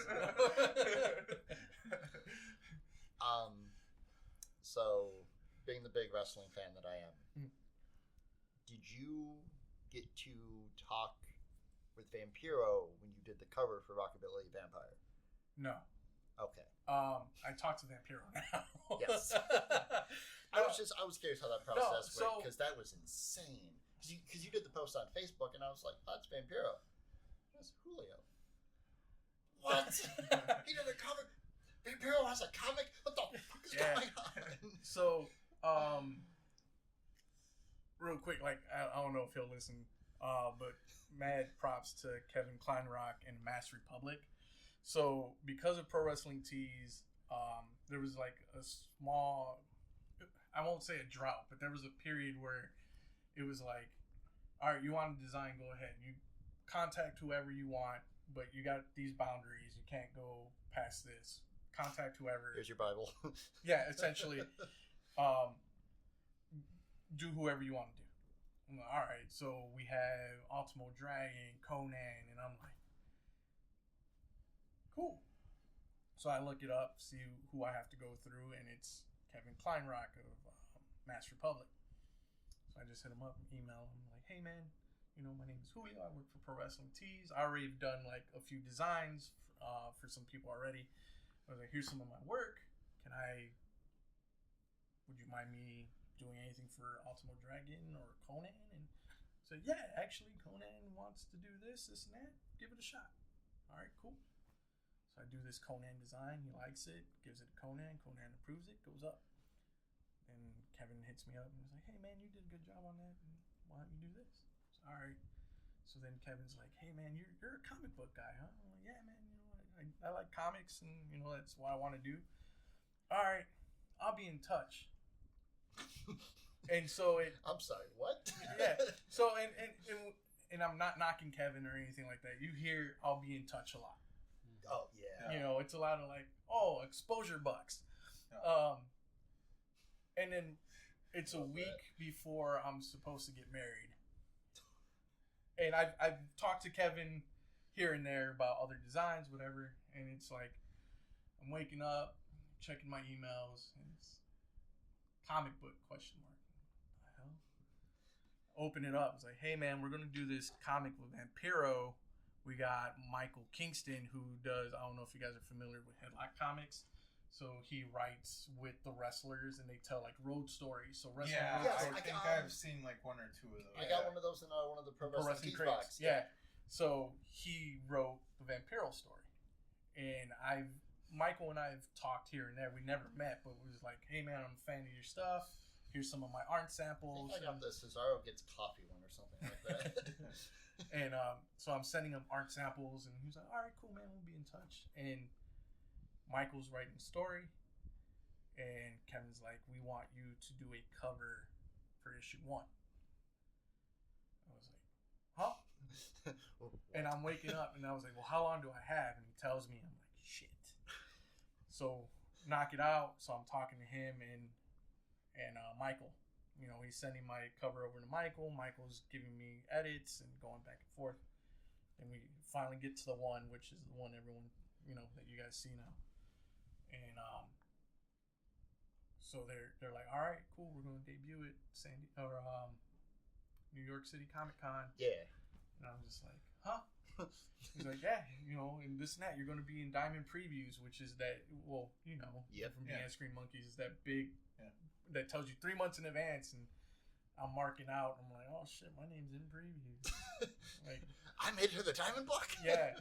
And so, like, after that, he connects me with Vampiro. And next thing you know, it's like, hey man, you mind doing this design for me? You want to do this shirt design for me? Let's do this. Can we? And I'm working with Vampiro. Because his career is rejuvenating, and like he's back, and you know and this dude's going full throttle on everything, really podcasting and like. I saw the podcast stuff with him. I saw that he reintroduced like the new La Parka, and I was like, what year is it? Like, like dude, like there's no stopping this guy. The chairman's back. Sorry. And I was just like, this is great. And so do the designs and everything, and like just working with him now with stuff. And now we're doing the signing. I was gonna say this will go up Friday, so if you want to plug that. So because of Michael Kingston and Kevin Kleinrock, there was I think like a 5-issue miniseries. Like this is series 1 of an ongoing series, and they got like one of the original Mars Attacks artists who did cover A. I was cover B. So I'm freaking love Mars Attacks. Yeah, so he did the painting for the reissue for the second wave of Mars Attacks cards. Yeah. And he's done like a bunch of like luchador paintings and stuff like that. And he's cover A, and I'm like, what the hell am I doing in cover B? Like I have no.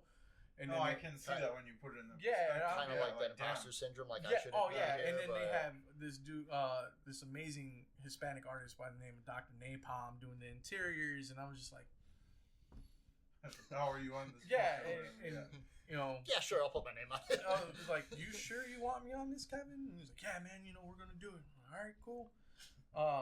And I think the series is done. And we're still riding that train right now, and I gotta pick up the rest of the issues. But it's Vampiro working with Kingston on this book it's been great. It's like Cannonball Run meets Evil Dead. Yeah, and it's fantastic, man. Like I said, the interiors are awesome. Napalm killed it on the interiors, and then all the covers are great. They had a bunch of like different Hispanic, like very known, well-respected Hispanic artists come and do every cover for like 1 through 5 and variants and stuff like that. And I was just lucky enough to be on there, and now I'm gonna be side by side with a guy I watched in WCW and AAA and all this, and you know, chilling with the set Sting on fire. Yeah, you know. So yeah, Wednesday. I should probably plug that, right? Yeah. So Wednesday. This will be out this Friday, not next Friday. Oh, okay. It'll be good. Wednesday, December 10th at the Horror House Shop. Major thanks to my brothers there, Vinny and Moses, and then the Salud Cabrones podcast for putting that event together. From 6 p.m. to 8 p.m. we'll be there. He'll have a bunch of stuff, 8x10s, shirts, and a bunch of other stuff, and then we'll have the comic, that cover, which I think it's hard to get now. Which is when you showed up at Creative. When I heard you were doing it, I showed up. My daughter was like, "Daddy, why are we going to the comic book store?" And I was like, "Hey." We sold out that day. That shop, there was 100. He ordered 100 copies. We sold 100 copies. I believe it. I bought 2 copies, and then I looped back around to you. I was like, "Hey, did you sign this?" And the way that you signed it, you were like, "I don't think." Oh, yep, I did. So I was like, "I don't want to leave here without this." But yeah, no, that is fucking awesome. Yeah. So, and that's led to a bunch of other stuff, man. Like I'm forever grateful for them and meeting Kevin and doing that, because we're doing February 5th. We're doing a Kickstarter for the because this is a horror podcast. There's another genre of horror, which is the luchador horror, which is like Santos and Blue Demon versus the Vampire Women and all that. Oh my god, I didn't even. That's yeah, cool. Yeah. So they're teaming up with the families of that and doing a history book, and it has they found the original posters, restored them, and then they had Lee Moriarty from AEW. Yeah, you brought this up earlier. I was gonna try and ask, like, and another designer buddy of mine, Juan of the Dead. Sorry, no, that's okay. No, that's right. That's a good name, though. I like that. It's a very good pun. And Napalm's in it, and myself, and we recreated some of the original posters in the way we would see them, and we're in the book, and there's going to be a Kickstarter for that. We have so much money, Julio. So just for people that might be listening or listen in the future, where would they find something like that? That's an excellent question. Yeah. So that one right now, you can go to luchadorsversuseverything.com and do a sign up. There's an email blast to let you know when the Kickstarter starts and stuff for that. They have a Facebook page, Instagram, everything. They're constantly sharing. Like they showed the restoration for one of the posters, how they made it, like they found it and basically like made it look brand new. It's still vibrant. They took care of all the tears and everything. Amazing, It looks fantastic. And then like we shared parts of it. Like everyone's been sharing like parts of the like they haven't fully like revealed everything yet. Like you do with the Jaws book. Yes. Yeah. Which I gotta get my hands on, but I absolutely love that piece you did. Oh, thank you. Appreciate it. And then your third question? So as you know, being there. DC and AEW started doing the collabs where Batman like uses Kenny Omega's one wing to fight the bad guys and stuff. Batman ran up on that dude and said, Dude, that was a fantastic piece. But if you had your own free reign to do like your own, collab or something vaguely similar collab wise, what would it be and why? Wow. Just like fantasy, basically, like fantasy Well, collab. I think I would. Oh well, if there's no bounds, like I would do like basically like a wrestling tournament book, and like we kind of did one called Botched a while, like years ago, but I would do one like a death tournament wrestling book, and you would bring like CMLL, AAA, AEW, WWE, and just have them like just come out and how wrestling should be. Yeah, I will probably do something like that. Yeah. That's awesome. All right, so for my third question, I'm going to bring it back around to what our podcast is about, which is horror movies. I'm glad somebody's paying attention. Reading the social shows versus everything. Right. So my question is, you can make it 5 if you want, 3, whatever you want to make it. But what are you consider your personal top best favorite horror movies of all times? Texas Chainsaw Massacre, the original, the Tobe Hooper one. Yeah. Just the chainsaw shimmy. Chainsaw swing, yeah. That one definitely is number one. That just knowing what they went through for that movie, like in the heat and whatnot. Knowing we will eventually get to the Texas Chainsaw Massacre series. I promise you, we're not doing the remakes. Right. Yeah. I'm not watching this shit again. Right. Nothing against them, but I'm not watching that again. Just like knowing that. I was magically able to watch the Alexandra Daddario one more than once, and I don't even really know how. Well, like I said about what I said before about remakes, Oh yeah. I like originals, but okay, go ahead. Of course, Night of the Living Dead. Right. We spoke of.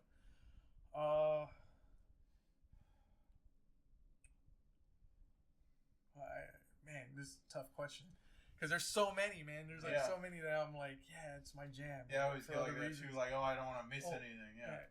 The original Invisible Man. Oh, yeah. Nice. That is a good one. It's still like. So I rediscovered it. I saw it when I was a kid or whatever, growing up, and then I watched it again a few years ago. And I was just like, how did they pull this off back then?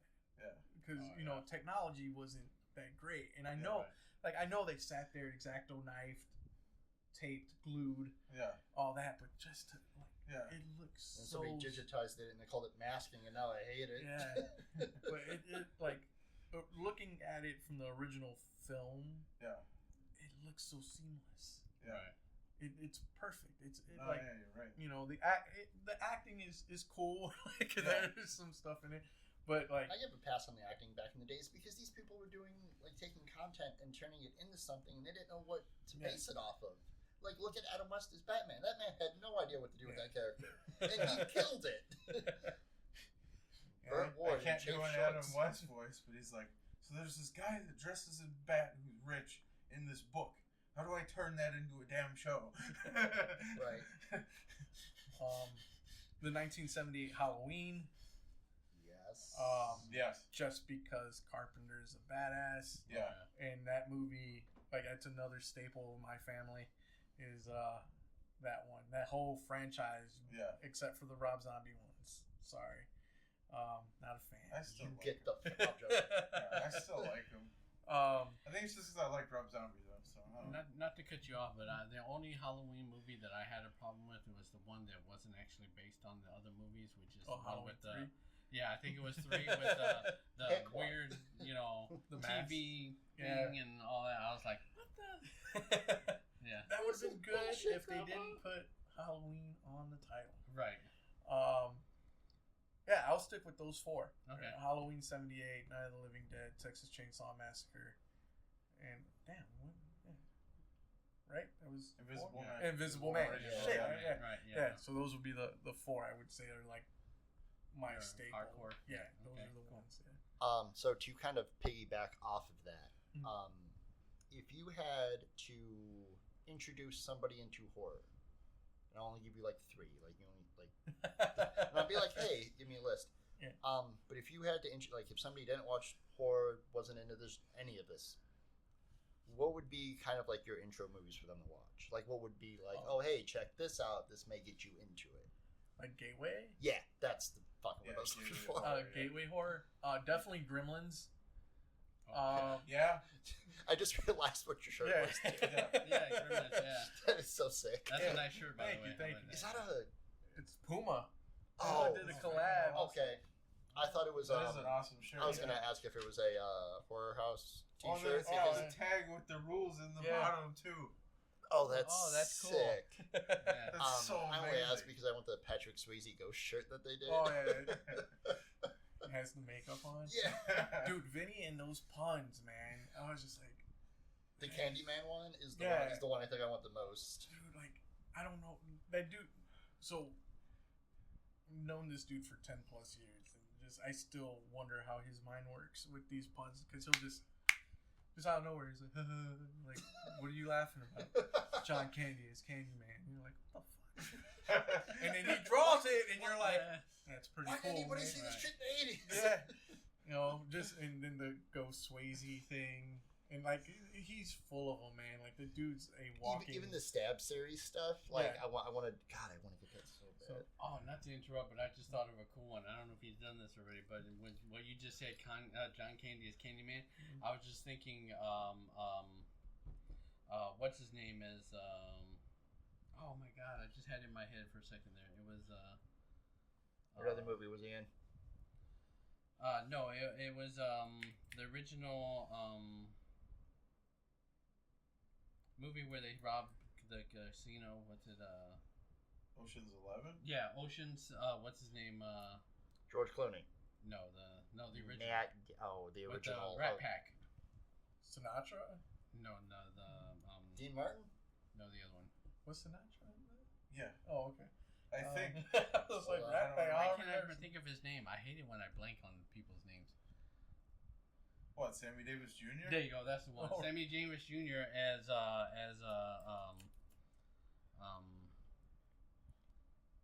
what's his name from Pellegrini Greens? Oh, Yeah, it's that's Candyman. Candyman. Yeah, yeah. Candyman. That's like a Oh, literal is that version, Candyman? though. It's I a thought slick it was, version yeah. of it. Right. Also, I went to go type in original Ocean's 11, and my autofill went to original Sin Cara. Right. I gotta stop looking up the rest of the shit on my phone. That's great. But yeah, I thought of that one. Sammy Davis Jr. is Candyman. I was like, that's cool too. Hilarious. Right. But yeah, Gremlins for sure will be a gateway. House, not the Asian one, but the 80s one. Gotcha. Yeah, because there's 2 House movies apparently. I would definitely show them those 2, and probably People Under the Stairs. Yeah. Oh, yeah. Yeah. So hell yeah. I would probably do those 3 for gateway. Fair enough, man. You asked your third question, right? Yeah. That's all other questions. Bet. Is there anything else you'd like to say? I'm trying to think. We did the Vampiro. Fuck Yeah. that. Luchadors versus. We NWI Comic Con. Talk about it. Yeah. So February 7th at the Crown Point Fairgrounds. Nice. I will be there with Guerrilla Publishing. It will be the NWI debut of Tales from the Cryptic Closet 4. It hasn't been Circulation yet? yeah, know what I'm doing. so we'll have that. Another like a sci-fi comedy time travel romance book called Timewise by Kevin Kroll will be there, making its debut, and possibly 3 books will be released that day. I think Squid Kid issue 3, which is a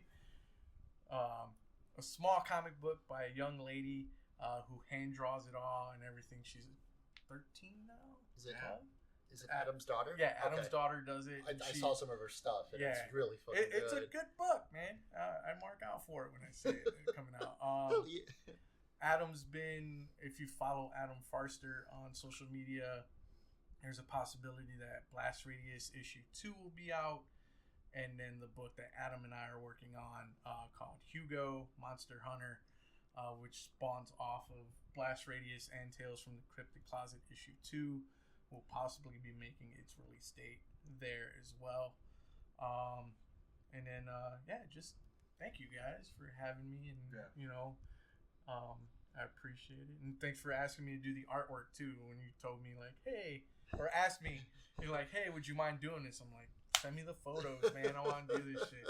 I was listening to you guys before that, so I was like, man, it'd be cool to do all this for you guys. And I can't appreciate you enough. We 100% appreciate it. Speaking of your artwork, right. and you don't have to say if you're doing any more with it, but are we getting any more Death Bag?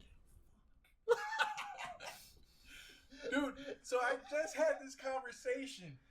So, Tom McFarlane's a huge inspiration to me. Absolutely. I can tell. Like, I can see it anyway. Just his art was always like, I loved his art when I was a kid. I still love his art now. But as he grew, I grew and did everything. And now being more of the business side of comics and watching him do this, I listen to more of his business podcasts and like what he talks about, like how he, like when he does podcast interviews and they ask him about the industry and all this other stuff and things that just his philosophy on it. I like really sit there and like really take note of it. And he was, he broke record with Spawn being over 300 issues for an indie comic unheard of. And he brought up something like, if you do your own book, at least do 5 issues. And if you don't feel the 5 issues, or if no one's clamoring for it, move on. Yeah, at least give it time to breathe. Yeah. So, I brought that up, and I was talking about it, and I was just like, yeah, I did my 5 death bags. I'm doing Hugo now, and like, I love Death Bag, man. Like, I love it. I got it somewhere. I got that full volume you put out. I don't know how it happened, but it was just like, screw it, let's have fun with it. And just this stupid Grim Reaper doing dumb stuff all the time. And like, so like the way I took Death Bag, I was like, this is just Beavis and Butthead, but the Grim Reaper. Like, this is very much like he goes to see his favorite band and then like kills a bunch of people. Yeah. And I'm just like, this is fucking amazing, man. So I was again, listening to stuff is like, make things how you see it. Yeah. And so my goal with Death Bag was to be an Adult Swim cartoon. Oh my god, I can definitely see that. Yeah. But the old school, like C-Lab 2020, Aqua like the very beginning the of 15, the very beginning of Adult Swim. Yeah, where it was the 15-minute cartoon, a bump, this and this and that. So some of the best music ever played during a commercial. And I was like, all right, cool. Well, I'm gonna treat Death Bag like that. I'm gonna do short stories, do it anthology style, because that's the 15-minute cartoon. Bam, bam, bam. Keep going. Whatever happens, happens. Or if a funny scenario, I think I'll write it. So do those, and then for this last one, I did bumps. Okay. Like, it was like bump style. It was the black screen, white word, Death Bag doing something. That's it. I was like, screw it. If this is the last one, this is the last one. And for a while, I was like, you brought up imposter syndrome. At one time, I was just like, this is it. I'm done after this. I'm walking away. I'm done. Just a lot. Running a company and everything. And, got to pick one thing to focus on. Yeah. And you dabbled. And I was just like, okay, I can't multitask. What am I going to do? And I just wasn't in a good headspace. Yeah. So I was like, all right, we'll do this. And then I was just, hey man, what do you think? Another Death Bag? What do you think another Death? Just like poking around with the idea. Yeah, I'll read it. I'll back it. All right, cool. And so I was like, all right. And now like the art style is completely different from stuff I do now. Like if you look at Death Bag and you look at something I just did 2 weeks ago, you're like, that ain't the same dude. This looks like crap. This is a stick drawing. Yeah. And like I feel bad because when people come up and they're like, oh, this, did you do this? Yeah. I did that like 10 years ago though. Just, just so you know. What I'm doing now. Yeah. And to show them the Vampiro cover, I'm like, see, 2 different. Yeah. But yeah, so in short, yes, there will be another Death Bag. Yes. Because you asked for it. Legitly, this is the only reason. I just made the decision right now. Really? Yeah. Because like legitimately, I was just like, I'm done. Like, and not in a bad way, but like I did my 5 issues. I'm not gonna lie, I thought you were gonna tell me to fuck off. No.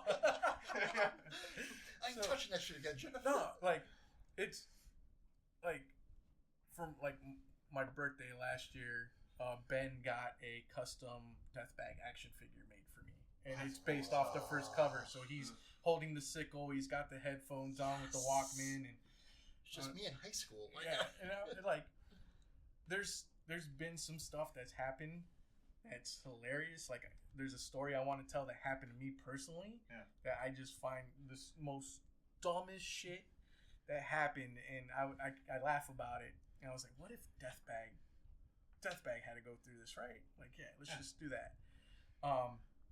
So I put that on shelf, and there's actually another like depressing Death Bag story I put on the shelf a while ago, and it was supposed to be in this the holier than thou thing. okay, yeah. But Miller saw it, and he goes, Miller and Adam read it, and they're like, it's a good story, but it's not Death Bag. And I was like, okay. I know. That's why I wrote it. But no, I got where like he has to have reach, all right? yeah, it was supposed to be the origin of Dirtbag, and so like I did it, and it was like a 2-part epic and all this other stuff, and like I put a lot of thought into it, and they were like, it's good, man, but it's not Death Bag. And I'm like, all right, cool. I was like, so what is Death Bag? If this is it, you tell me what you think this shit is. And then we did Death Bag issue 5, and I'm like, okay, this is Death Bag. We did the right thing, guys. Thanks for telling me not to do that story. But yeah, there's some stuff, and I'm sure like if I ask around, like a lot of people contribute to Death Bag stories, like Anthony Cleveland, who just did this book with Mad Cave called Buried Long, Long Ago. If you have not read it or seen it, it just came out in trade. Okay. It's probably some of Anthony's best work, and I'm not just buttering him up because I'm trying to get in with Mad Cave, but no, but it's legitimately good. It's a real good story. It's locally based, so I would definitely check that out. But like he added stuff, Ben Miller added stuff, Adam writes stuff for Death Bag. So if I'm sure like we rally up the troops again, we can 100%. do another one. Like, I don't know, Death Bag could be on a podcast. Just grumble the entire time. Oh, you are right. No. It's actually it should be pretty nice. Yeah. Okay. Back? Yep. Okay. What's the most enjoyable part of your process with like any like above all like across all the stuff you do? That's yeah. I just So thought it'd be no, fun. I like that question. I've never been asked that one. So for the work stuff, I would say just working with the people I got to work with, like working with Lucha Bros, working with Jeff Cobb, Vampiro, I'm like so jealous. like working with these people, and like because I'm a fan of those wrestlers and being able to create stuff and knowing like, oh man, that's their official shirt. I did that. Yeah, you know, and really it's cute. Like my mom goes with me to and even wrestling, just having that vindication too. Like I've been a giant fan. Oh, and yeah. I did Like- this too. and, Yeah, and like like your Osprey one is Oh, insane. it really is. I remember talking to you about it when It really is. at It's Creative, freaking when I got the amazing Bodybuilding balls things as out. hell. dude, that was insane how that happened. But I don't know if I have NDA things on there, if I can talk about it or not. But yeah, that's wild. The Osprey Assassin's Creed stuff was crazy. But yeah, being able to do that kind of stuff, and like you can tell who designs for being a fan and who designs because it's a job. Yeah, You know, and, that's a sad fact, but I can see why Yeah. that would be a thing. and I'm not knocking anyone Yeah. or anything like that. Well, it's not like you're calling anybody out right Yeah. now either. It's fine. Yeah. But But when you know the product like that and you watch these Yeah. guys, especially when it comes to the wrestling stuff, like it's a passion project at that. yeah, and so that's one of the things. And then like the flip side of not, the non 9 to 5 thing. So like right now, I brought up Hugo and working with Adam. Like he was one of my best men at my wedding. That's my older brother. I watched his oldest daughter from birth to now drawing Squid Kid. Like we've been through the ditches together. Like that's brother in arms type deal. Yeah. And we're finally working on a book together. That's awesome. And it's not like a story in an anthology. Yeah. And it's cool, like, he's working on Blast Radius 2, which is Hugo's a spin-off of Blast Radius. So we're just sharing pages. Like, our text thread is, bro, check this out. Hey, no, check this out. Yeah. You're how far? I'm on page 17. I'm on 16. Oh, man. How are you? Like, you could just see how amped up the two of us are for these two books. And because we're legitly fans of each other. Yeah. Like, how I met Adam was I saw he did a Joker Batman piece. And we were doing, this is when 18th Street Brewery was in Gary, and they would do these band art fairs. So it was like, yeah, it was like the little art fair things, but this was like amped up. Like, you saw street artists and like nothing. No, it wasn't like pretty crafts and stuff like that. And I'm not knocking real shit. It was all the gritty stuff. Good Yeah. stuff. Yeah, the gritty stuff. Oh, yeah. Like, you went in there, you had The hardcore. Oh. and I saw it, and I was just like, dude, that's dope. And now we've done drink and draws, but he was never like really sitting by me at the table. Like, we knew of each other. Yeah. And then we talked about that piece, and then he was like, hey man, if I did this comic, would you buy it? And I was like, yeah. I like this piece of artwork. Yes. Yeah, and I was like, yeah, man. And he's pitching me the comic. And then after that, we just, we started a company together. We traveled together, doing the cons together. And now it's like, we did touch Hugo in, that sounded really bad. Yeah, that's fine. We worked on Hugo in issue 2 of Tales. And now it was like, oh man, let's revisit this. Yeah, whenever we get time, let's revisit it.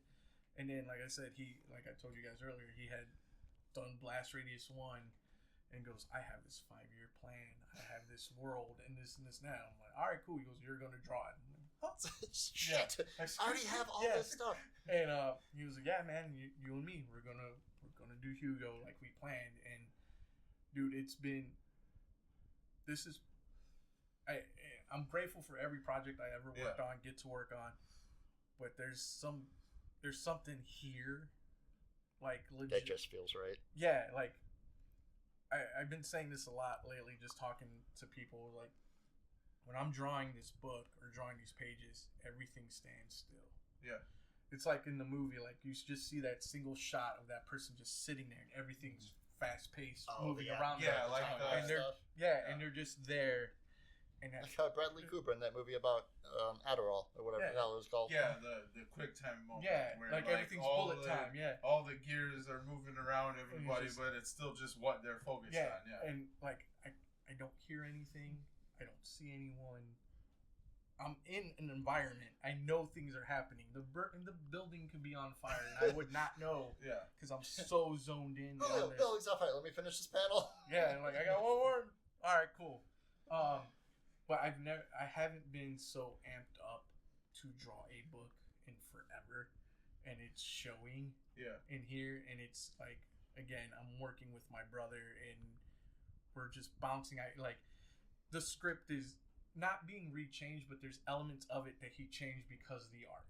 Yeah, he saw things in the art and was like, no, we're changing this now. Now we're moving this, and we're doing that, and now we're like talking about the script. And I'm like, hey man, is it cool if I move this? He goes, this is the one thing I give him credit for. Like, a lot of writers are very, and a lot of writers and other creatives, that's a part of them. They're not as open and willing to manipulate or edit those things. Yeah.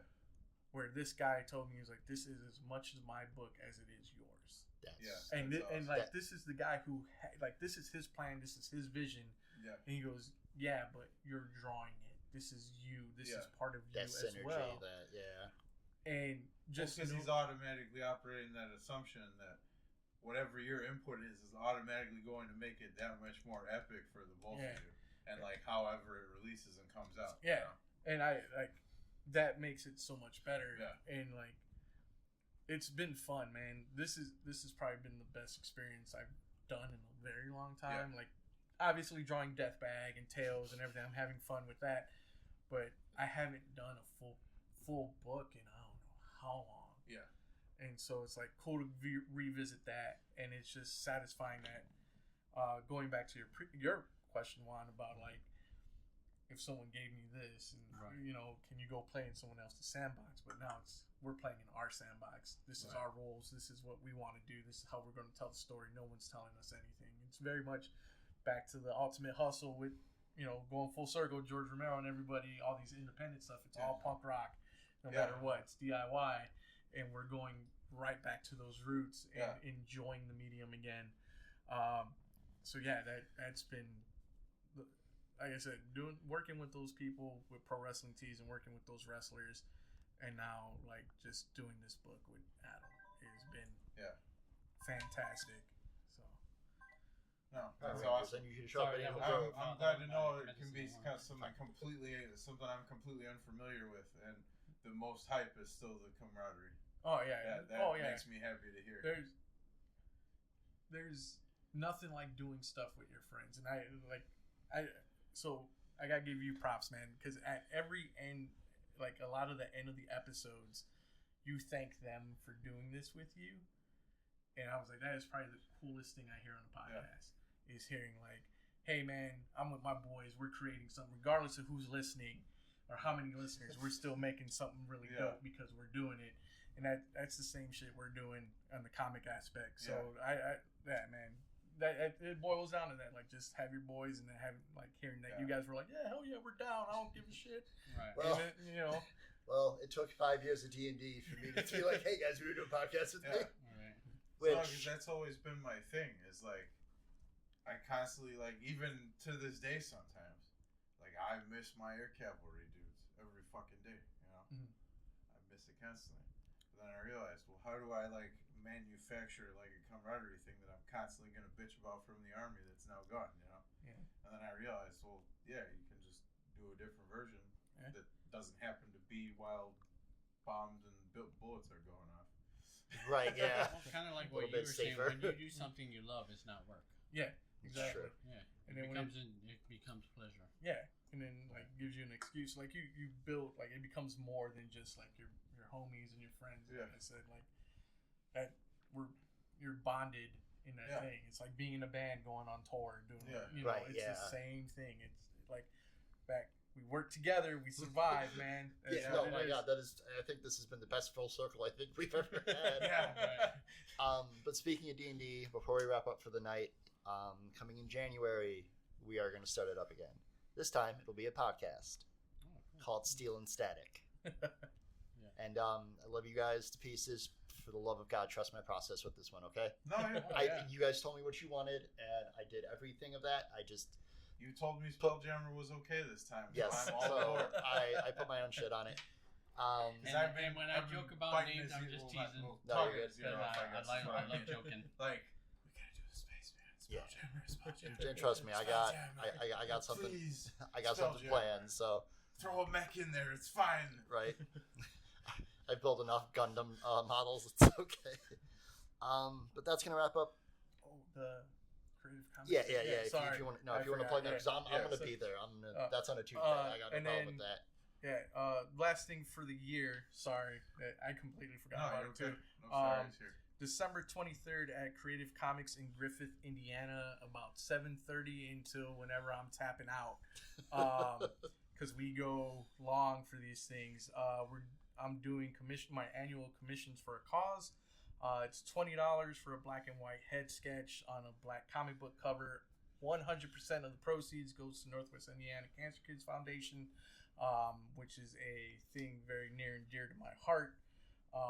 So, you get to donate, help some kids out, and you get an original piece of art on a comic book. And Creative Comics helps because not only do they host it and let me sit there and take up a spot in their shop, but they also donate the comic books that I draw on.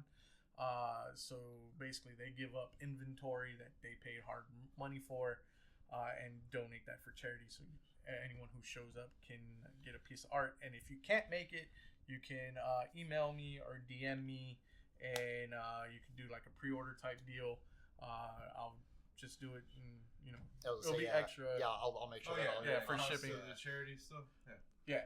Oh yeah, that's awesome. Yeah, all of it goes to charity. It's something I try to do every year. All of your stuff will be, all your links and whatnot will be No, in I the just bio thought that for was this. cool because I hadn't really heard of like the pre-doing it for a charity thing. So Yeah. that's awesome that you're doing that. I know, like, it's the day before Christmas. Not everyone's trying to Yeah, get the out day there. day before Christmas Eve. Yeah, Can like, Julio hurry up? I need to get this it done. was like, nah, just hit me up. We'll get it done. Still gotta buy like 2 more gifts. What's going on? This will be perfect. Actually, that's a really good idea. But anyway, we're gonna wrap it up here. We're gonna close the casket on Night of the Living Dead. Close the coffin. I don't even know my own shit right now. Close the coffin on Night of the Living Dead. And as always, I want to thank. Awesome guest appearance. Oh my Yeah, God, yes! great I want to. job. I want to Thank thank Justin and Juan for for doing what you guys do. And Julio, man, I can't fucking thank you enough for Oh, this. no, man. Thanks for having me. And this proves that no matter who's here, or if it's just me and Juan, me and Justin, or all 4 of us, this is still a 2-hour podcast, no matter how many movies we go over. Right.